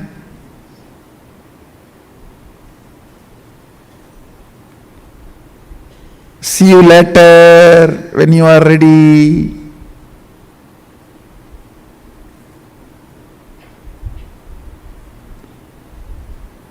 Understand?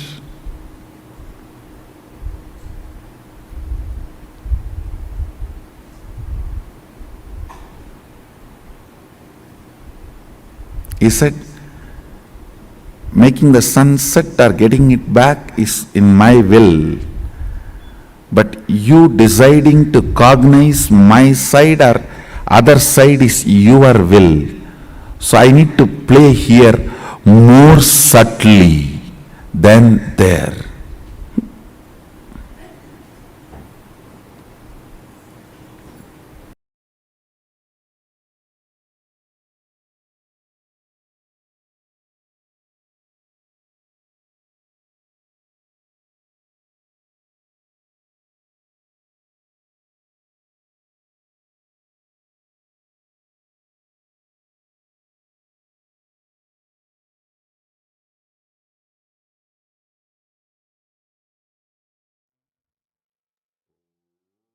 The subtle lessons that the Guru shows us, hints towards our blind spots. Just if we catch it, we will be saved from even the biggest of patterns that we are stuck with. Just catching the subtle hints that the Master gives us. What did each of you understand with this?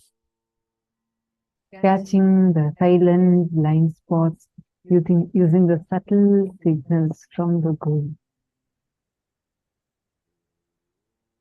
Take a moment, cognize, contemplate, take a few minutes, spend a few minutes with yourself and contemplate on what Swamiji just revealed. And how many of you are able to see what kind of these subtle signals have you observed which exposes the silent blind spots that are there inside of you? Take a few minutes, look into you and identify what are those silent blind spots that are just crawling inside of you. Actually, many times, even we will not know what are these subtle blind spots. These silent blind spots means you don't know it exists in you, but it exists in you and it is making you like, it is making you take decisions, all of these from this space. Many times we think, oh, it's just not there. Swamiji is beyond any patterns, any incompletions. Like there's nothing. Swamiji is an avatar.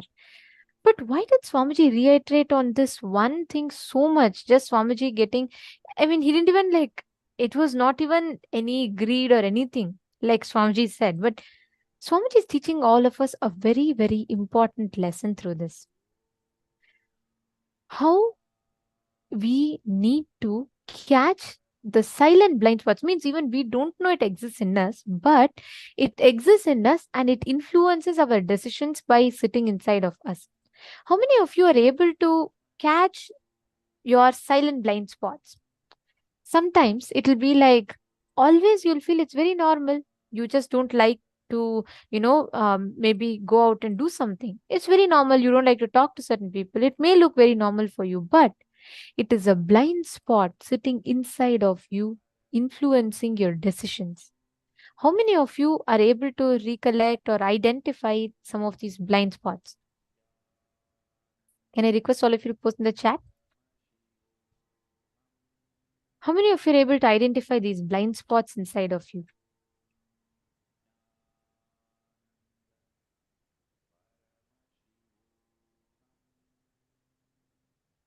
Please understand, these silent blind spots that we have sitting inside of us, these are the root cause of delusions in our life. As long as we have these silent blind spots, we are continuously entertaining only delusions in our life. Swamiji gives a very, very beautiful lesson. Just by Arunagiri Yogeshwara not stretching his leg, you will be able to simply catch this, just through that, Swamiji caught the whole lesson that Arunagiri Yogeshwara wanted to teach Swamiji.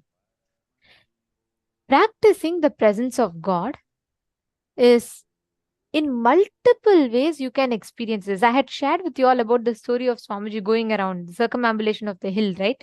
How Swamiji will say, literally for Swamiji it will be, how will Annamalai Swamigal behave? I will simply behave like that.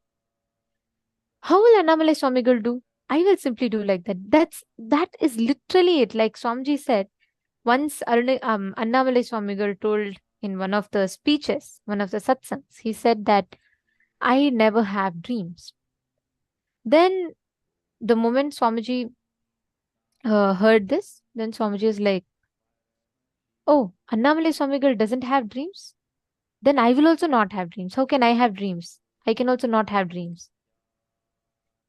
The moment Swamiji heard this, the moment Swamiji heard Annamalai Swamigal tell, then that day when Swamiji was sleeping, Swamiji saw that dreams started coming in Swamiji. Even in Swamiji's dream, Swamiji went and told himself, stop, I cannot have dream. Annamalai Swamigal does not have dream. I cannot have dream. See, Swamiji's whole consciousness, his whole being responded to it so much that even in dream state where the eye consciousness is less, and only the mind exists. Even in that state, Swamiji literally stood up and said, okay, stop. How can I have dream? When Arunagiri Yogeshwara, sorry, when Annamalai Swamigal does not have dream, I cannot have dream. And the dream stopped halfway through. That's all. After that, Swamiji never ever had dreams, ever. That is the way we can use each thing that Swamiji teaches us, right? It is such a beautiful lesson for us to learn, is it not? The way Swamiji tells us, when Swamiji tells, it is simple integrity, simple, straightforward living. That's all. Ma Tatiana Hughes is saying, yes, there are some of them. Understand, all of us have these silent blind spots inside of us. It sits inside of us and affects so many of our decision-making capabilities, like so many decisions that we make is affected by the silent blind spots. Because even we are not conscious. Even we don't know what decision we are making, why we are making it a certain way. But Tatiana Hughes is asking, Ma, what if we have dream with Guru? Ma, please understand, all dreams are incompletions. If you have Swamiji coming in your dream, and when you wake up, if you're able to remember it in color, it is vision. Swamiji tells, if you're able to recollect your dream, if you saw the dream in color, it's a vision, it's not a dream. Understand, all the dreams that we have, you only have it in black and white. You know, we all think, no, I remember my dream was in color. I'm very sure. It's because once you wake up, you add color to it to perceive it. But we only have, our dreams are only in black and white. But even in the dream, you will feel it will be such vivid color. Vivid color. And sometimes even in the dream, you will feel like your eyes, it's just so bright for your eyes, and like it'll be very vivid experience when it is vision. It's not dream, it's vision. You can be rest assured that it is darshan that Swamiji has given to you.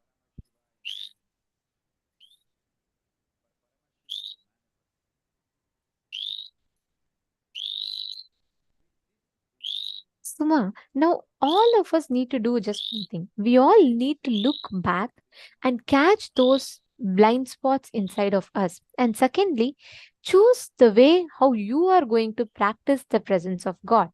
It could be anything. You can just say, how will Swamiji respond? If Swamiji is here, will I do this? Each of us have so many different ways through which you can have that practicing the presence of God. Just keeping Atmalinga, feeding the Atmalinga, living with Atmalinga will make you so friendly, complete inside of you. Every time, whenever you need any decision making, any crisis you are in, just do this simple thing. It will give you so much of a courage and strength. Pen down just 5 aspects of your life where you're going to be working with this technique. Where Swamiji tells, how will Arunagiri Yogeshwara behave? How will Annamalai Swamigal behave? I will do the same way. How will he get angry? No. Will he get afraid? No. Then I'll also not get afraid. Here we have a living avatar with us. All we need to do is just that. How will Swamiji behave? Will Swamiji ever get irritated? Will Swamiji ever get afraid? Of course not. Then I will also not get afraid. Just pen down 5 aspects of your life where you want to apply this truth. Just 5. Please take a few minutes and pen down.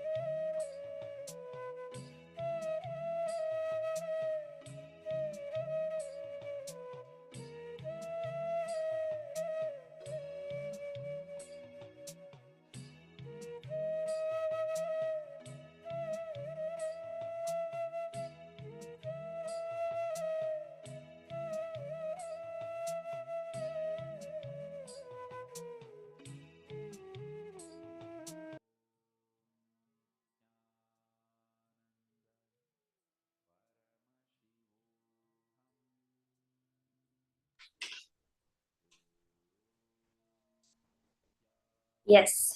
Now we're going to be entering into the power of remote vision. So the first 2 rounds we did the Ashtamahashaktis. Now we're going to be doing the power of remote vision. Every cognition that Swamiji gives us, apply that in your power manifestation also. The 5 aspects that we said we'll apply it also in the power manifestation. How will Swamiji tackle? If Swamiji said you have to remote view now, Swamiji sits for a remote vision. How will Swamiji behave? How will Swamiji respond to that? The same way we are all going to respond to it. This power of remote vision is literally that, remote vision. You'll be able to view a remote place, sitting wherever you are without the aid of any external objects or technology. Just through the power of your third eye, you will be able to remote view. You'll be able to see any place in this entire universe. Yes, planets, stars, or else some garden somewhere, some remote village in the corner of South India, you'll be able to scan it all through the power of remote vision. So how many of you are excited for this power? See, there are so many various powers that Swamiji has given us for each and every manifestation. See, each and every power can manifest in your daily life in so many ways. This power of remote vision, actually one of the most powerful applications of it, which we saw during the time, was being able to find lost items. Where it'd be so casual. Someone would come and say, oh, I just misplaced my phone this afternoon. The last time I saw it was on my bed. Could you just scan and tell me where it is? And we'll say, oh, it's still there right next to your bed. It's fallen onto your suitcase and a towel has been kept on top of it. Therefore, that you're not able to find it, go and look, it'll be there. And the person will go look and find it. Something as simple as this, as to, there was a scan which happened where someone came and said that, for a few years back, I lost a box of jewelry. We think it was stolen. Can you scan and tell me where it was? And they said, no, ma, it's under your bed and it's completely covered in cobwebs. You have not cleaned under your bed for a long time and it's there. And they go and search and they exactly find it over there. That is the extent of this power of remote vision. For a start, we'll be starting with any known places, anything which we can verify immediately. So you will be having a certain place to scan and you will be scanning that. Let's take a quick look at what are the pramanas. What does Paramashiva say about this power of remote vision?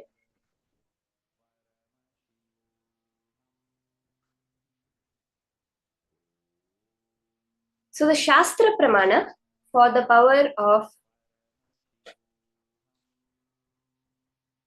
remote vision is from the Vijnana Bhairava Tantra, Sutra 92, Dharana 69. Vyomakaram swamatmanam dhyayed digbhiranavritam nirashraya chitishaktihi swarupam darshayet tada. Bhagavan Paramashiva says, concentrate and cognize with restful awareness on one's self in the form of a vast etheric space or sky. Vyomakaram, your Swa-Atma, your own self, as vast as the entire universe, which is limitless in any direction whatsoever. Digbhir anavritam. Thus, the power of consciousness, the Chitish Shakti, freed from all support, Nirashraya, reveals and manifests herself as the form of one's essential nature of the self. That Swarupa gets revealed to you. When you just decide to understand that with your cognition, you decide that, yes, I am vast, I am limitless, then any knowledge, any place in the universe is revealed to you. In the Mahabharata, we beautifully see this, beautifully portrayed and experienced by Sanjaya, who was a regular charioteer. So the whole war, including the Bhagavad Gita, was revealed by Sanjaya to the blind king Dhritarashtra. So by the Guru, by Rishi Vedavyasa, Sanjaya is initiated into the power of the remote vision, and sitting inside the palace, he's able to narrate in complete detail, including what's happening in the minds of the people that are on the war field to the king.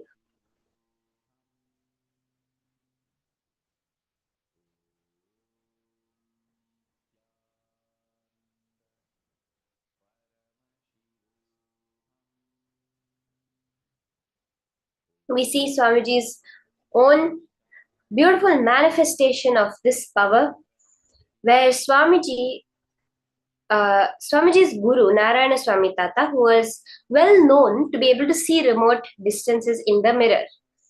So one day a senior police officer came to Narayana Swami Tata, including till today, Narayana Swami Tata's picture is there in the police department. So they came to ask Narayana Swami Tata that we were looking for a thief for the last week or so, we're not able to find him. Could you please help? And this was a regular occurrence. But then Narayana Swami Tata did something different this time.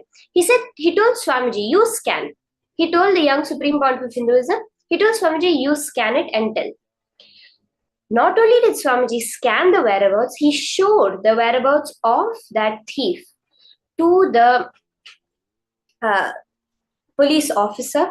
And exactly as Swamiji had revealed, the police officer was able to catch and find that thief. Now all of us are also going to manifest exactly this power manifestation. So you're going to connect to a partner in this first round.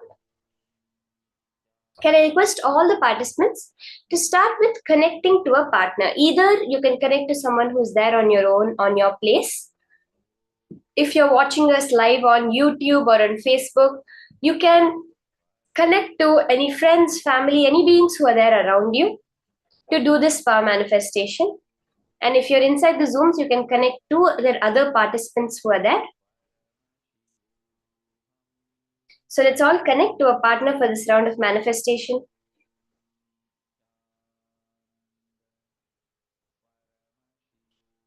As we're doing the manifestation, the parameters you're going to be scanning are going to be shown on the screen.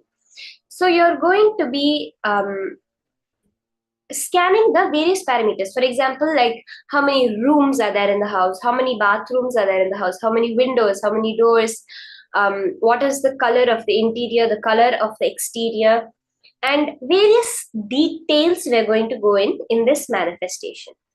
So can I request everyone to please partner up for this round of manifestation? Let's all take a few minutes and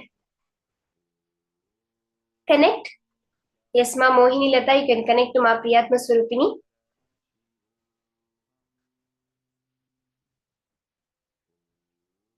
Let's all connect to our partners.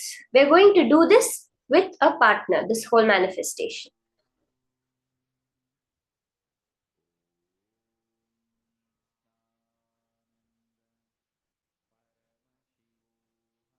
You can request your partner to give you any particular place. It can be their house or some place they've been to. They can just give you the name of that place. What you are going to be scanning, right now we have the parameters on the screen.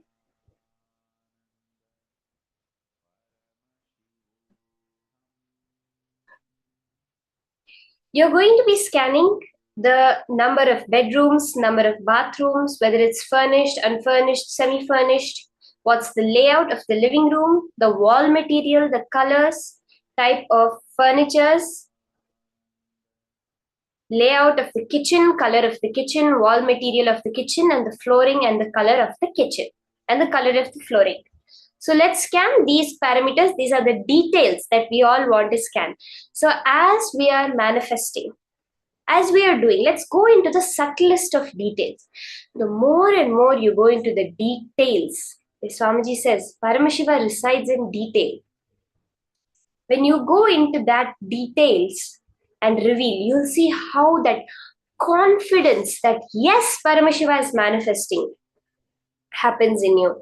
You're literally able to see the colors, the material. We had an incident where a Nityananda Yogam participant was scanning, was able to see the make of the table that was printed on the right hand corner underneath in tiny font. He was able to scan the make of the table. That is the level to which the whole power manifestation will go. Yes, I see more people partnering up.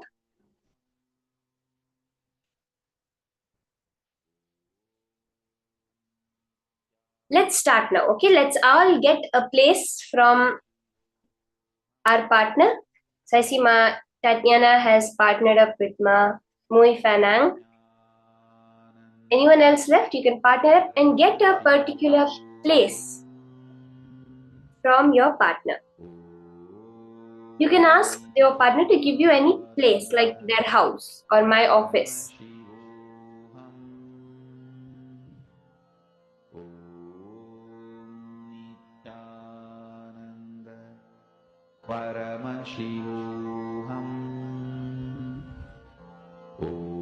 Once you have gotten the place, you will be scanning the various parameters that are now projected on screen to you.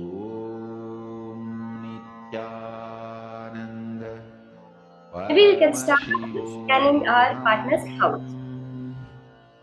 So you can scan your partner's house where they are living. Scan the number of bedrooms in their house, number of bathrooms in their house. How is the status? Is it furnished? What the layout of the living room is? Meaning where the sofa is, where the TV is, where the table is. What material is the wall of the living room? Is it a wooden wall? Is it a cement wall? What color is the wall? Is it blue, green, white, black? And the type of furniture.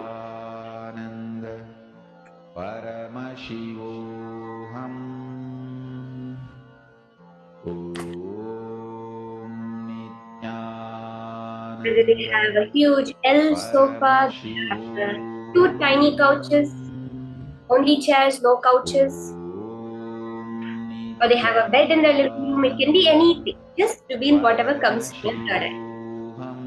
Then you can move to the kitchen, the layout where the sink, where the stove, the counter space, where are the cupboards, what the color is, what the wall is made out. It's a tiled wall, or is it cement, is it wooden, and the flooring, the color of the flooring. Let's all start chant Mahavakya. Paramashivoham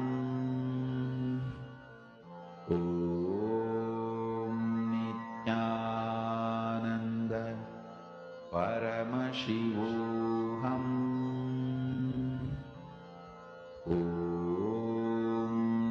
Nityananda Paramashivoham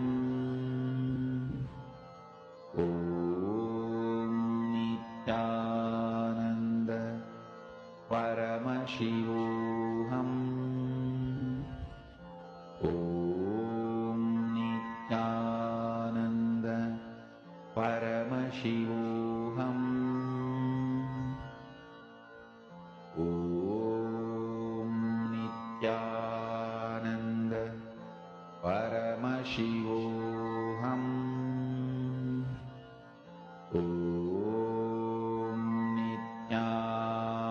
Nityananda Paramashivoham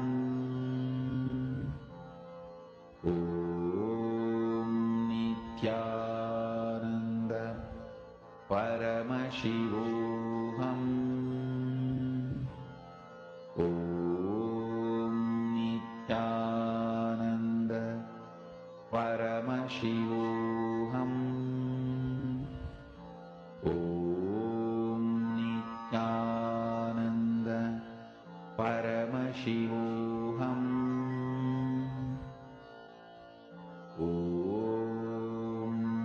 Nityananda Paramashivoham Nityananda Paramashivoham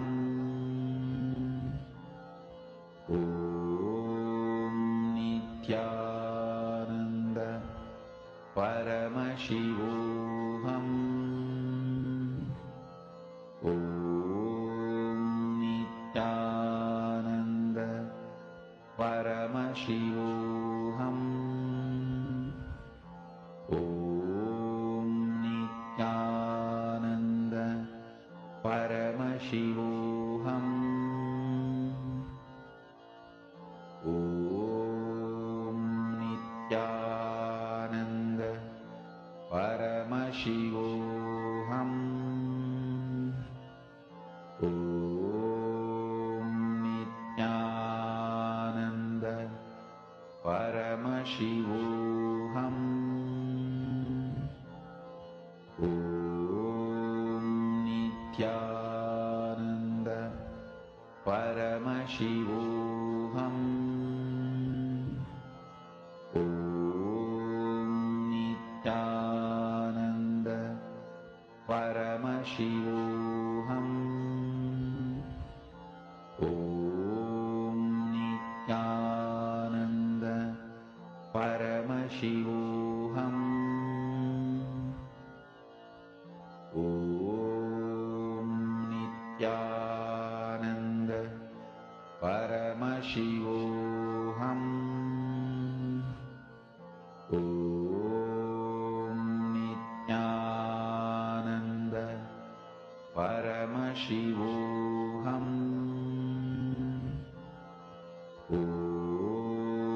Nityananda Paramashivoham. Om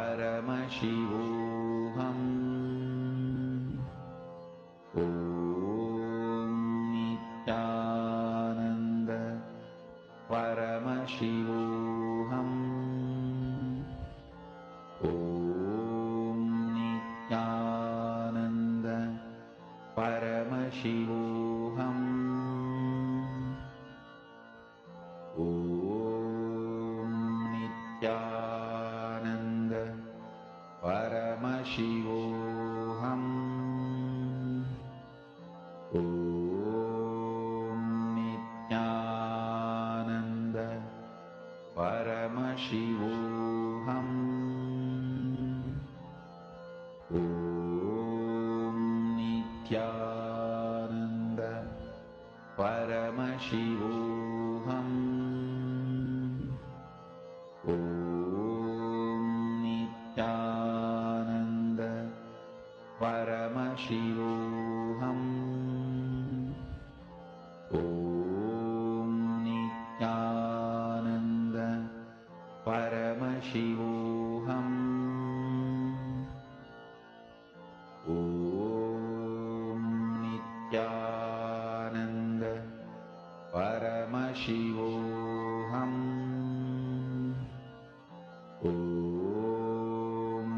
As you're doing the manifestation, you can start sharing with your partner also what you're hearing in the third eye. Just directly, you can just tell your partner, "This is what I'm seeing, it's what Paramashiva is showing me." Again and again, establishing yourself that on Paramashiva is manifest. I am not doing anything over here. Only Paramashiva who is manifesting. Whatever comes, whatever he tells me, he will be liberated and authentic towards revealing that. That's all. Nityananda Paramashivoham. Om Nityananda Paramashivoham. Om Nityananda Paramashivoham. Om Nityananda Paramashivoham. Om Nityananda Paramashivoham. Om Nityananda Paramashivoham. Om Nityananda Paramashivoham. Om Nityananda Paramashivoham. Om Nityananda Paramashivoham.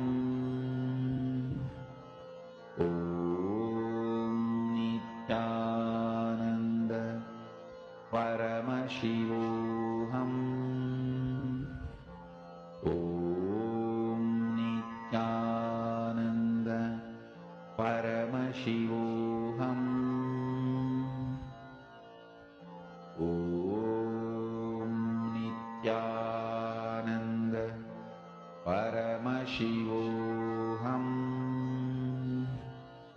Om Nityananda Paramashivoham. Om Nityananda Paramashivoham.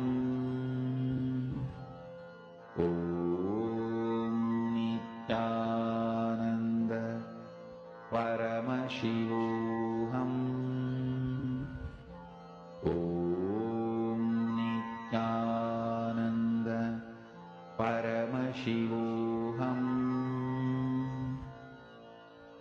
Om Nityananda Let's all verify with our partners whatever Paramashiva revealed to us.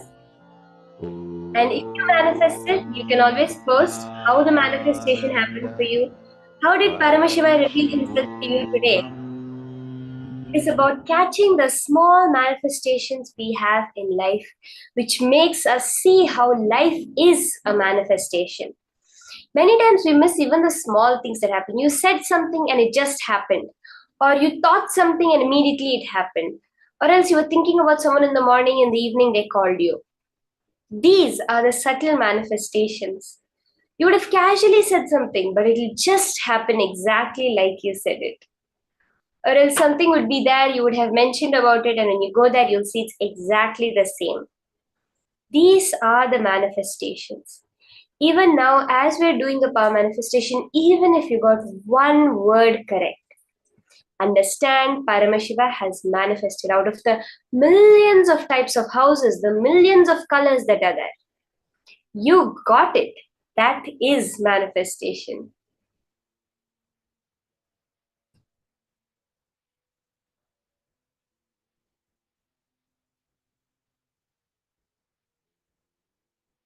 So let's all post. How did Paramashiva manifest in you today? How did it happen? You can post that. Throughout the day, we're going to be quickly doing different powers that we covered throughout the whole program so that we can keep it engaged, alive, and manifesting Paramashiva in all the ways possible.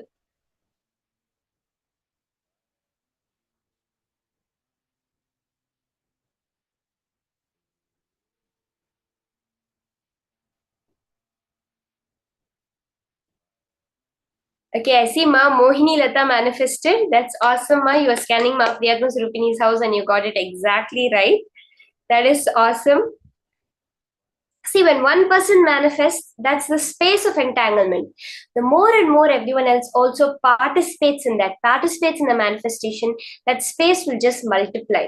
Swamiji says when Shaktipada happens, when the energy transfer is happening, it is not that one person manifests, two people manifest, so it's two, the unit is two, three people manifest, so the unit is three. No. When there is two people, it becomes four. When there is, it's like electricity where every wire connected to it gets the same amount. But Swamiji says with Shaktipada, it's multiplied by the number of people who are sitting there. So let's all intensely participate during the power manifestation. Hold that space for everything to happen.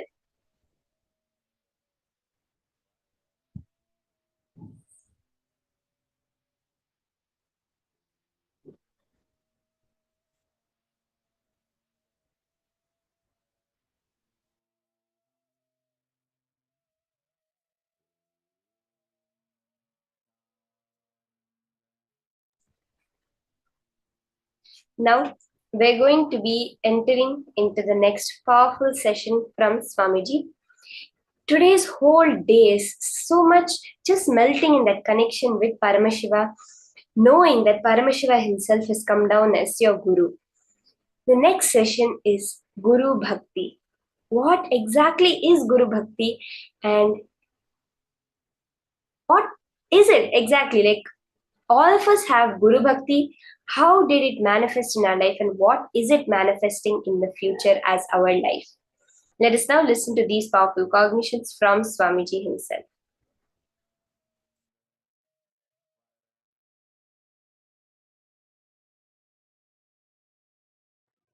whenever you fall for someone, you are in deeply love with that person.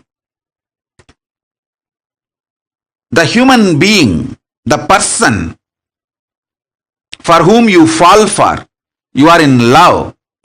That person takes you for granted. You feel the other person for whom you have fallen is not loving you so much as you feel for him or her. Listen. Whenever you fall for someone,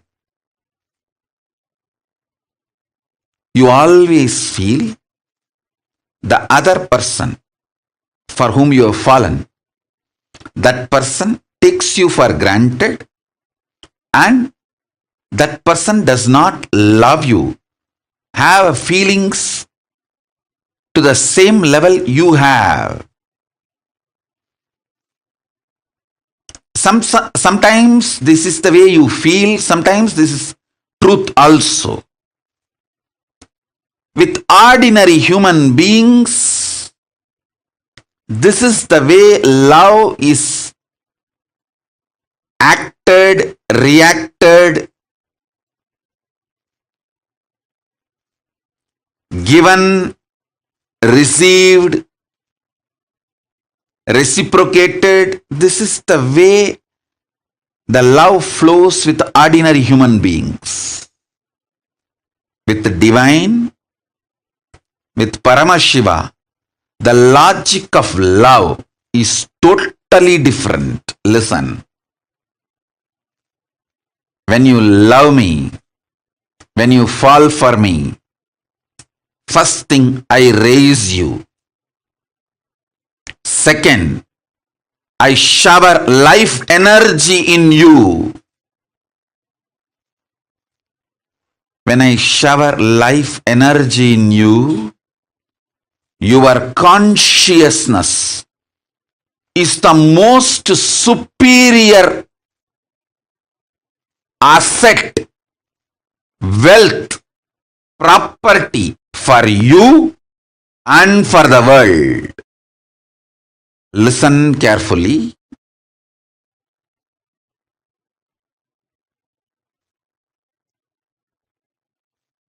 I'll tell you one small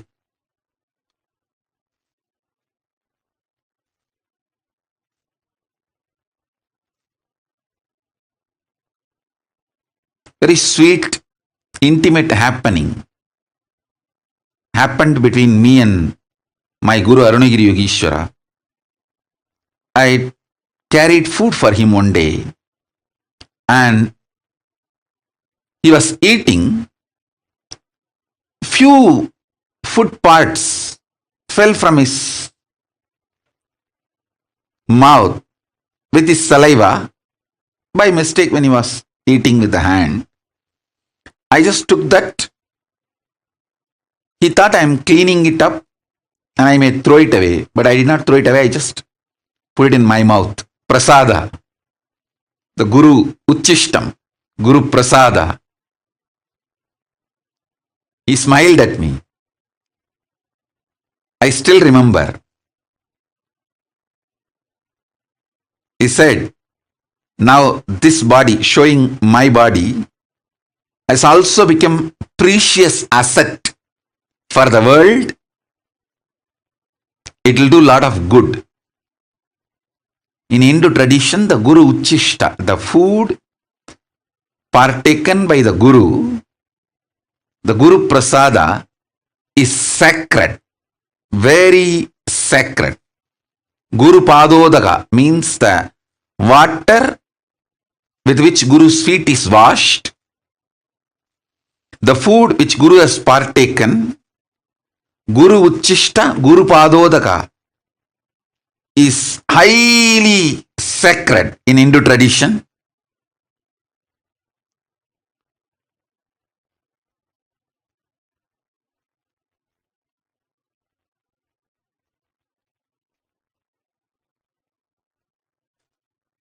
He said,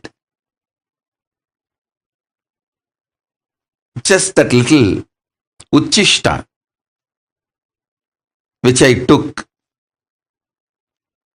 the power of that, he said that his very biomemory, bioenergy is passed on, and that will start flowering in this body now.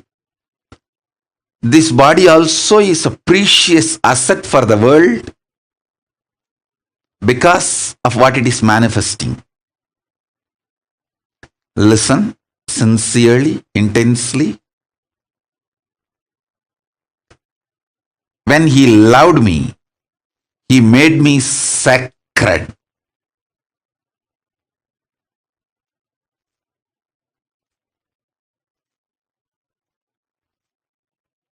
When I fell for him, he raised me and he made me sacred by showering his love on me.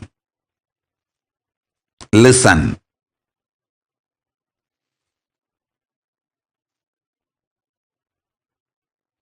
All of you, my disciples, followers, whom I initiated, all of you have received the greatest, best uchishta, that is mantra, the Mahavagya, which I used most in my life, is the Mahavagya. The mantra, if you have received, you received the best, greatest uchishta from me.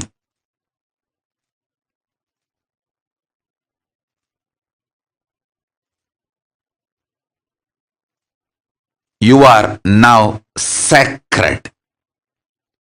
Your consciousness is needed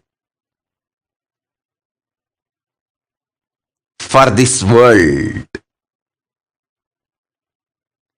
Each of you meditating, living Veda Agamic lifestyle, living enlightenment not only helps you, it helps the world to sail through this pandemic, this pralaya.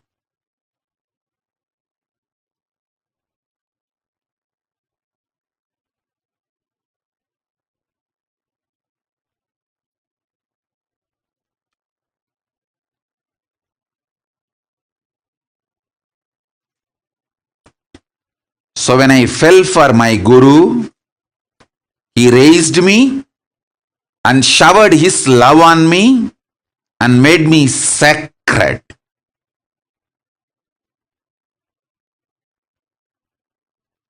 He did not take me for granted. Same way, I want to tell each one of you, I don't take you for granted. When you fell for me, I shower my love on you, and I don't take you for granted. I make you sacred. Understand? Sometimes I may not be giving attention, but never ever feel I take you for granted. I don't take you for granted. Sometimes if I give you attention, you become more conscious and spiritually awakened. Then I shower you with my attention. Sometimes when I give attention, you try to use me like a crutch. Hang on.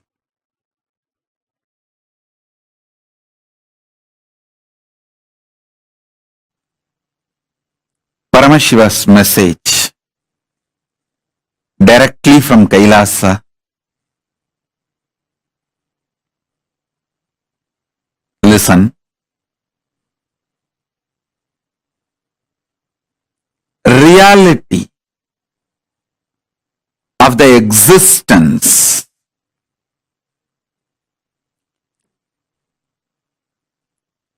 manifests as consciousness in you as Paramashiva in Brahmanda, in macrocosm. In the macrocosmic level, the reality of existence is Paramashiva. In the microcosmic level, the reality of existence is consciousness.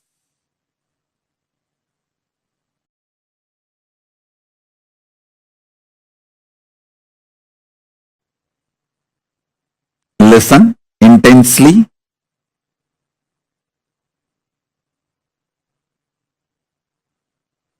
The fifth force, consciousness, just by understanding the fifth force, consciousness, the initiation can happen in you. Understand? There are some things, once you learn, there is no question of forgetting or going back to the state of ignorance. For example, swimming. Once you learn swimming and start swimming, even 25 years you did not swim, but by mistake, accidentally you fall into the water, simply your body will start swimming. So there is no question of going back to ignorance. When some of the knowledge gets into your biomemory, same way cycling. Once you learn cycling and did it successfully, even 25 years you did not touch the cycle, doesn't mean you will forget it. Simply when you get the cycle again, you will start cycling. There are many great possibilities and powers. Once it gets into your biomemory, there's no going back to the pre-knowledge period, the ignorance period. Some knowledge makes a permanent awakening, alteration in you. This knowledge about consciousness, the fifth force, will make permanent transformation, change in you. There is no going back to the space of ignorance or pre-knowledge zone.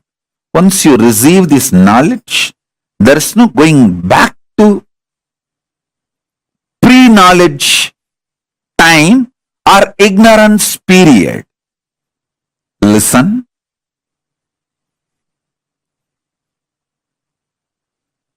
Greatest that can happen to human being is this conscious reality becoming the existence, part of your existence. Listen. This conscious reality can be part of your existence if you have a direct feeling connection, Guru Bhakti. It can just like a jumping of the flame, transmission of the lamp. Hey, Paramaśiva is real. Over. You just know. Swamiji said it. Paramashiva is real. Paramashiva is real. And based on that, your whole cognitive shift happens. Your existence shifts. From that reality, you cognize, exist, act, manifest, gravitate. do everything.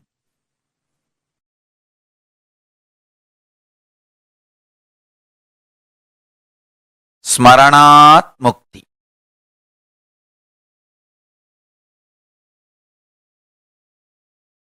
Remembrance liberates. Understand? I was seeing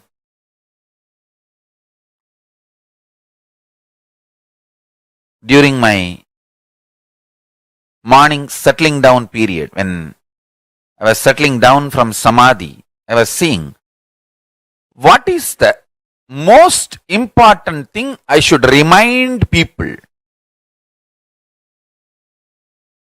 I saw Paramaśiva revealing, remind people to remember.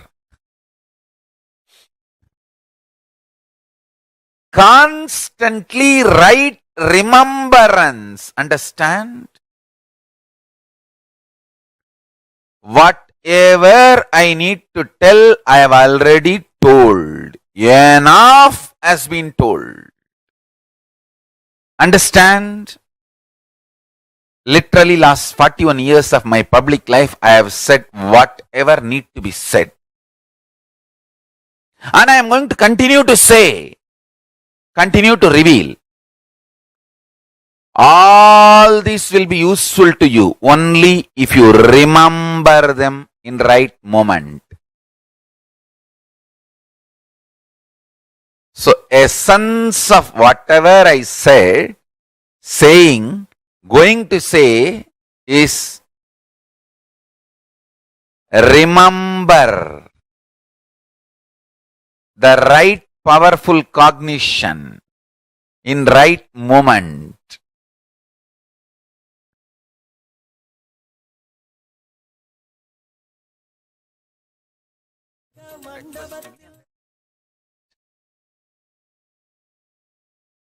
Whatever I said, saying, going to say, essence of all of that is Smaranat Mukti.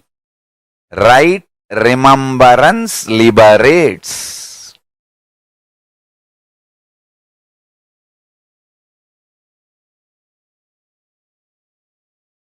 I can see clearly how beautifully, systematically my life evolved.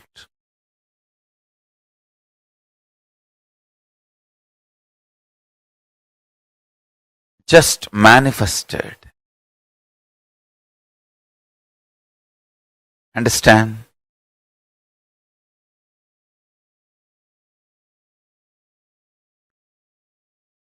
When you remember the right powerful cognitions in right time, immediately liberation.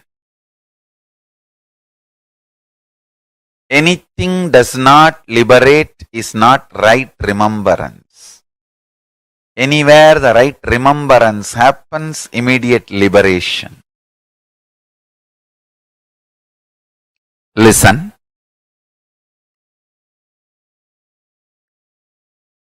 Life is all about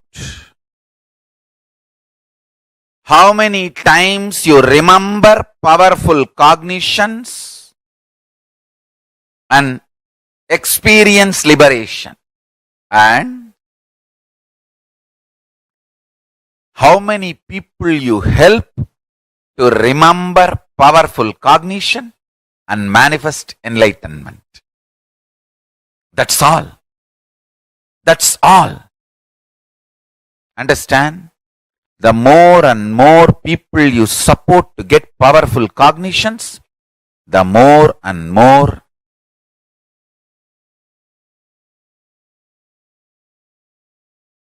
you will manifest powerful cognitions. Paramashiva says, when you make one person have Sivadiksha, whatever japa he does, the punya he gets and the same punya you also get. It's an ultimate cosmic blessing you can get for yourself and for the world. Now, remember this one powerful cognition, Smaranat Mukti. Remembrance liberates. Remembering right cognitions at right time liberates, empowers, enlightens.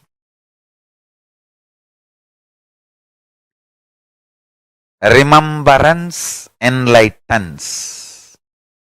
Smaranat Mukti. If I have to literally translate that word, Smaranat Mukti, into English, right remembrance enlightens and empowers. Right remembrance liberates, enlightens, empowers.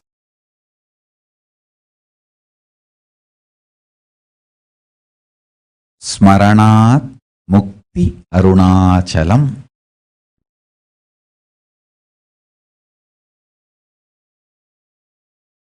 Being with that which neither need to be remembered, can be remembered, nor can be forgotten, or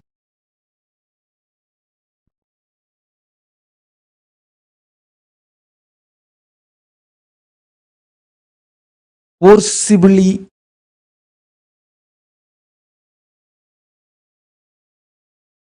no need to remember it. Anyway, you can't forget it. Being in that space is Arunachala Smaranam.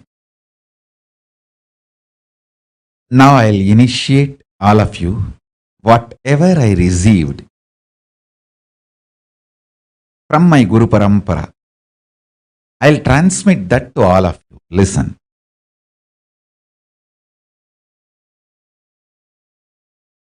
Brahma Aksharam, Mahā Aksharam. It means just the 3 dot in Tamil letter, 3 dot. It's called means just put your throat on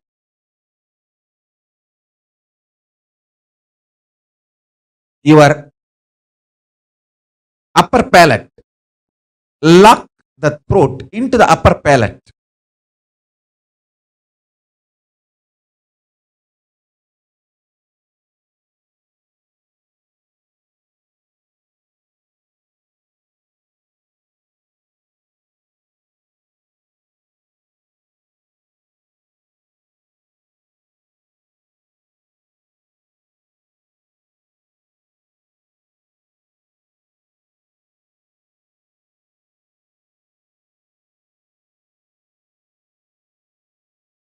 Listen.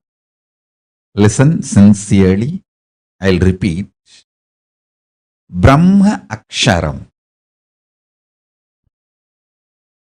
The Mahā Aksharam. Ultimate mantra. Truth. This is what I received on this Yoga Pattabhishekam day. I am giving you that to all of you.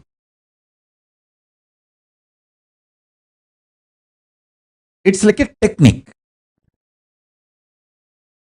It can give you enlightenment suddenly. It can just manifest. See, first understand, there is something which does not need to be remembered in you, which is there as you, which remembers everything. See, in all of us, there is something which you don't need to remember. That only remembers everything. Whether you are sleeping or you are in waking state or you are in dreaming state, any state, there is something which is in you which remembers everything, and you don't need to remember that. That which is in you, which does not need to be remembered, but which remembers everything is Arunachala. Listen. All of us have something in us which does not need to be remembered. That only remembers everything and everyone.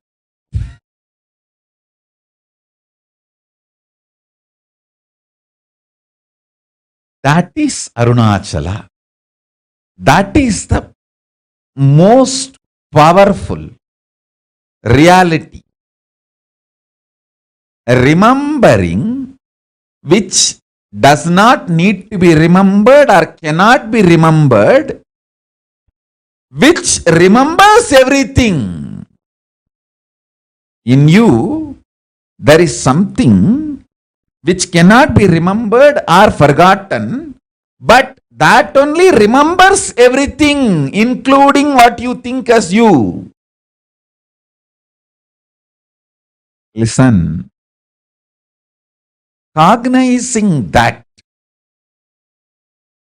sit with this means putting the lower throat on the upper palate.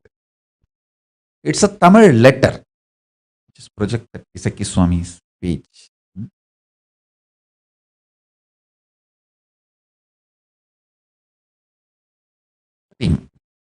Listen, I am projecting the page where my Guru has written in his own hand the Isaki Swamigal. Of course, he left the body before this day. He initiated much earlier. Even though Kuppammal did the Yoga Pattabhishekam on this day, the initiation was done much earlier. But this was the initiation. Listen. Remember in you, which does not need to be remembered, which is there forever in you, which remembers everything.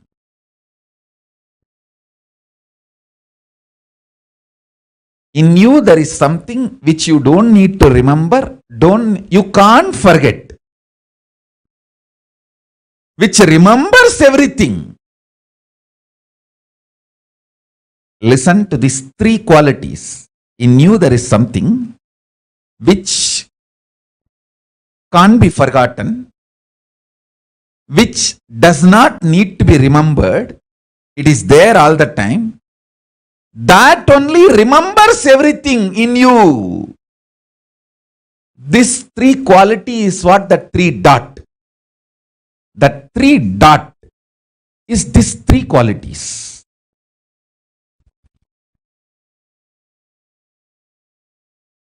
This is the Brahma Akshara. Mahā Akshara.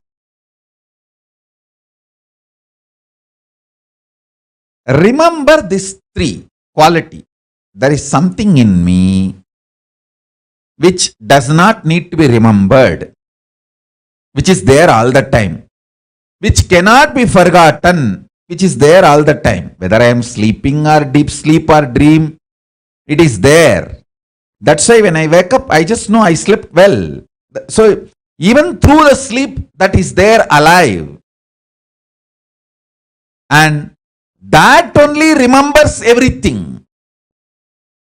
This 3 point is the Brahma Akshara. This 3 point is the Brahma Mantra. Brahma Akshara. Mahā Akshara. Just cognize this and sit with the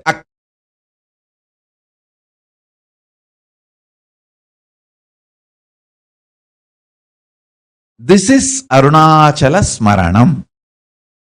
Just by Smarana Mukti, liberation. It is a very simple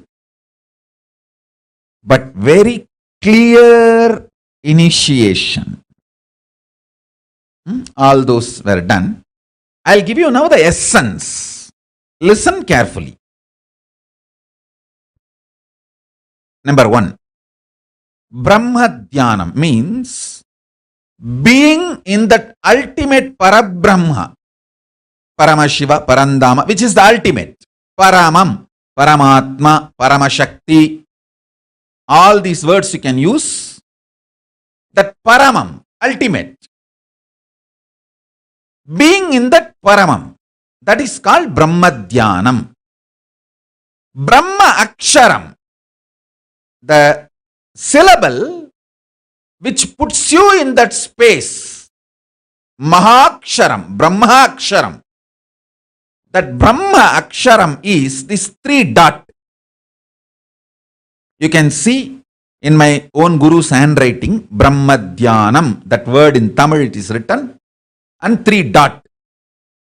That 3 dot is the Brahma Akshara, ultimate mantra, which puts you in Samadhi immediately. And now I will give you precise cognition. This 3 dot means, understand, there is something in you which you don't need to remember. It is there 24 hours. When you are waking state, when you are in dream state, when you are in deep sleep state, it is there. Even during deep sleep it is there. That is why after sleep when you come out you say, I slept so well. So it is there. You don't need to remember it. And you can't forget it. It is there. Which you don't need to remember, which you can't forget, and that only remembers everything. These 3 qualities put together, there is something in you. That is Arunachala. That is Paramatma. That is Paramashiva. That is Parabrahma. That is Parandama. That is Paramashakti. That is Paramaguru. And that is Paramatma.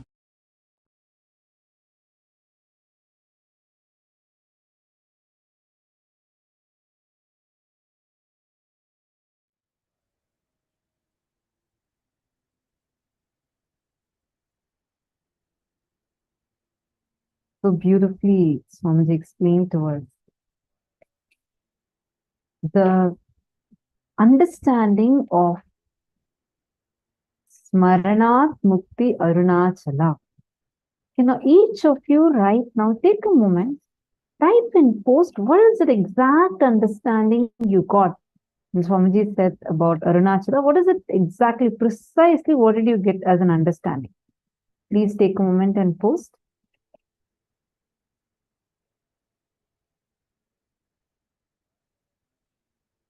What is that exact thing you understood? What is it? Arunachala. What is that? What did Swamiji explain as who is Arunachala? How Arunachala exists in each one of us? What is that component of us? Very powerfully, Swamiji gave us like 3 states for us to identify it. 3 powerful cognitions Swamiji gave us. I request all of you to take a moment and post.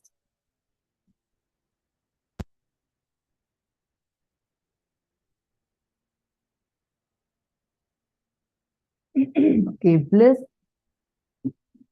Ma Kalyani is asking, Ma, just tell me how to unclutch. Sure, Ma Kalyani. Sorry, did you get the answer or are you still here? I see it's a message from earlier. Come on, all of you take a moment and share. What did you understand as just Arunachala being inside of you? What a powerful way Swamiji explained. Smaranat Mukti Arunachala. That which resides in you, which is there in you, Even without your effort, like you don't even need to remember it. That remembers you. That is Arunachala. It exists and it remembers everything that's happening in your life. That component of you is Arunachala.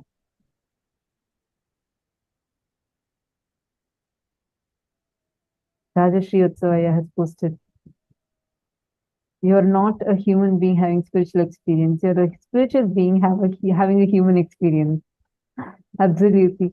Can I request all of you, all the participants, come on, take a few minutes and quickly type and post here in the chat.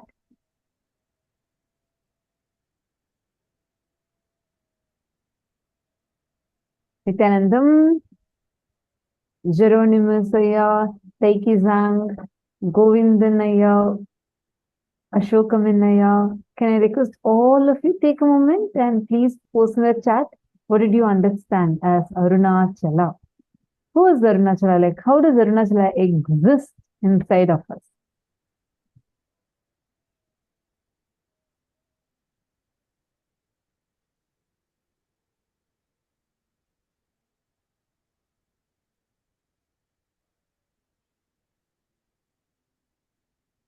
Each of these truths are actually empowering us so much. If you cognize the essence of what Swamiji said, whether it is practicing the presence of God or whether it is putting yourself in right remembrance. Actually, when I was listening to this, I was remembering one of the participants' questions yesterday. Ma Prithvi Prasad had asked, right? How you can remember these truths, like, how you can note down all of them. Please understand, Ma, when you are listening, the Smaranat Mukti, just by remembering these cognitions, they get embedded into your biomemory. They automatically resurface up when in need, and you will be able to manifest the experiences with them. It will not need something separate. It does not need something different, something apart or outside.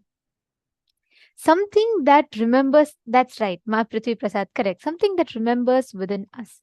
It's almost like this. Let's say you set an alarm to ring 4 days later. You may not, at some point you may forget it, but automatically the alarm is going to ring, whether you forget it or whether you are still remembering it, correct? That is exactly what is Smaranat Mukti. All these powerful cognitions, you may not remember them necessarily always, but these are as initiations embedded into your very system, and they resurface time and again when in need. So whenever you are in need, they resurface back. There's a very beautiful example for this. See, every time you make a decision, correct? Do you remember in your brain that, okay, someone is hurting me? I am supposed to feel embarrassed. So do you think, oh, what emotion am I supposed to feel now? Is it anger? No. Is it hate? No. I'm supposed to feel shamed. Okay. Yes. Pick that up. Is that like a lengthy process for you to remember that you're supposed to feel ashamed? Then after that, you're supposed to cry, and then you give a command for your brain to bring tears, and then the tears come, and then you start the process of crying. No. It's just instantaneous, right? The moment someone tells you, okay, I don't like you anymore, automatically that emotion pops up in you. How? Do you remember each time? Do you say, oh, 1 minute, I have my emotion baggage notebook, so I need to go and see what notes it is, what emotion I'm supposed to have, so I'll go get it? No. It's just there. It comes up. Why? Because the repetitive number of times that you have put yourself through this conditioning, it's a conditioning. It's not default. It's not nature. If you, for a child, if you teach from its very birth that whenever you're happy, you're supposed to cry, when it grows up, it will cry. It is just the way you program yourself, the way you think. You have trained your cognitions to function. So now, whenever someone tells you, you don't need to remember that you have to cry. It just automatically happens, right? In that fraction of a second, the whole decision-making process is over.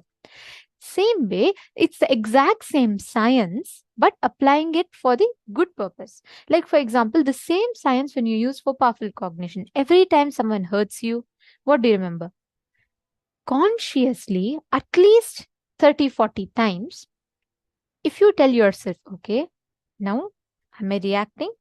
Okay, stop my reaction.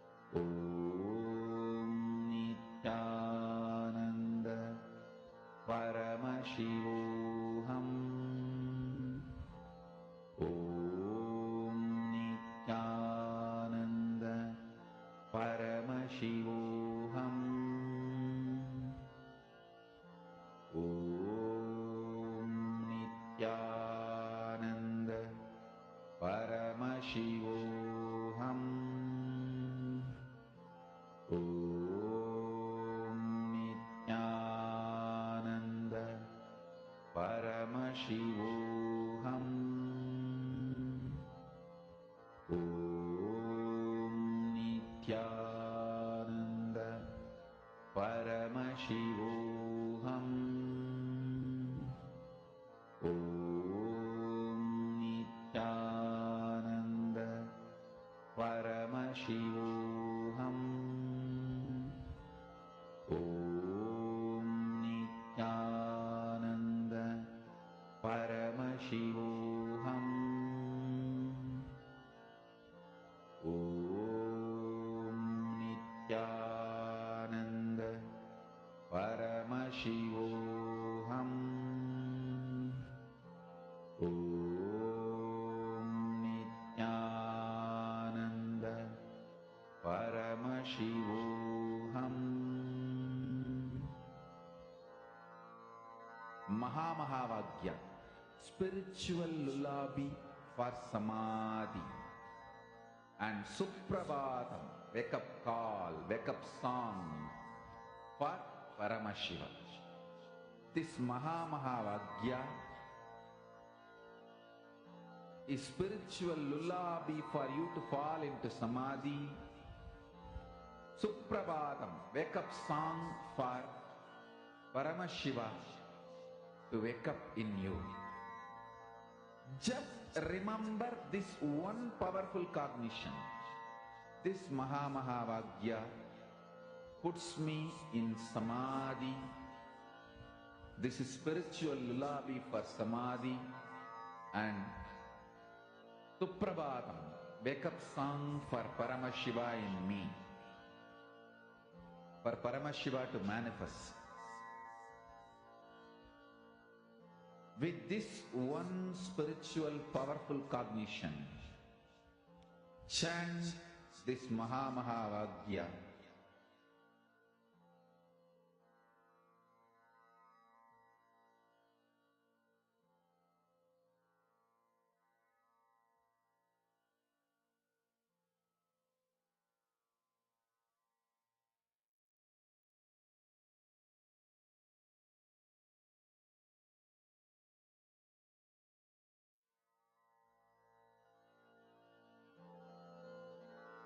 Mahā spiritual lullaby for samadhi, and Suprabhatam, wake up call, wake up song for Paramashiva. For Paramashiva to manifest. With this one spiritual powerful cognition, chant this Mahā. Om Nityananda Paramashivoham. Om Nityananda Paramashivoham. Om Nityananda Paramashivoham. Om Nityananda Paramashivoham. Om Nityananda Paramashivoham. Om Nityananda Paramashivoham.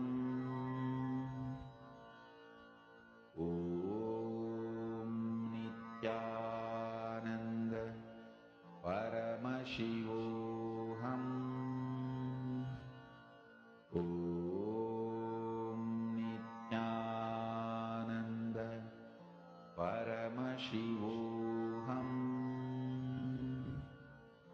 Om Nityananda Paramashivoham.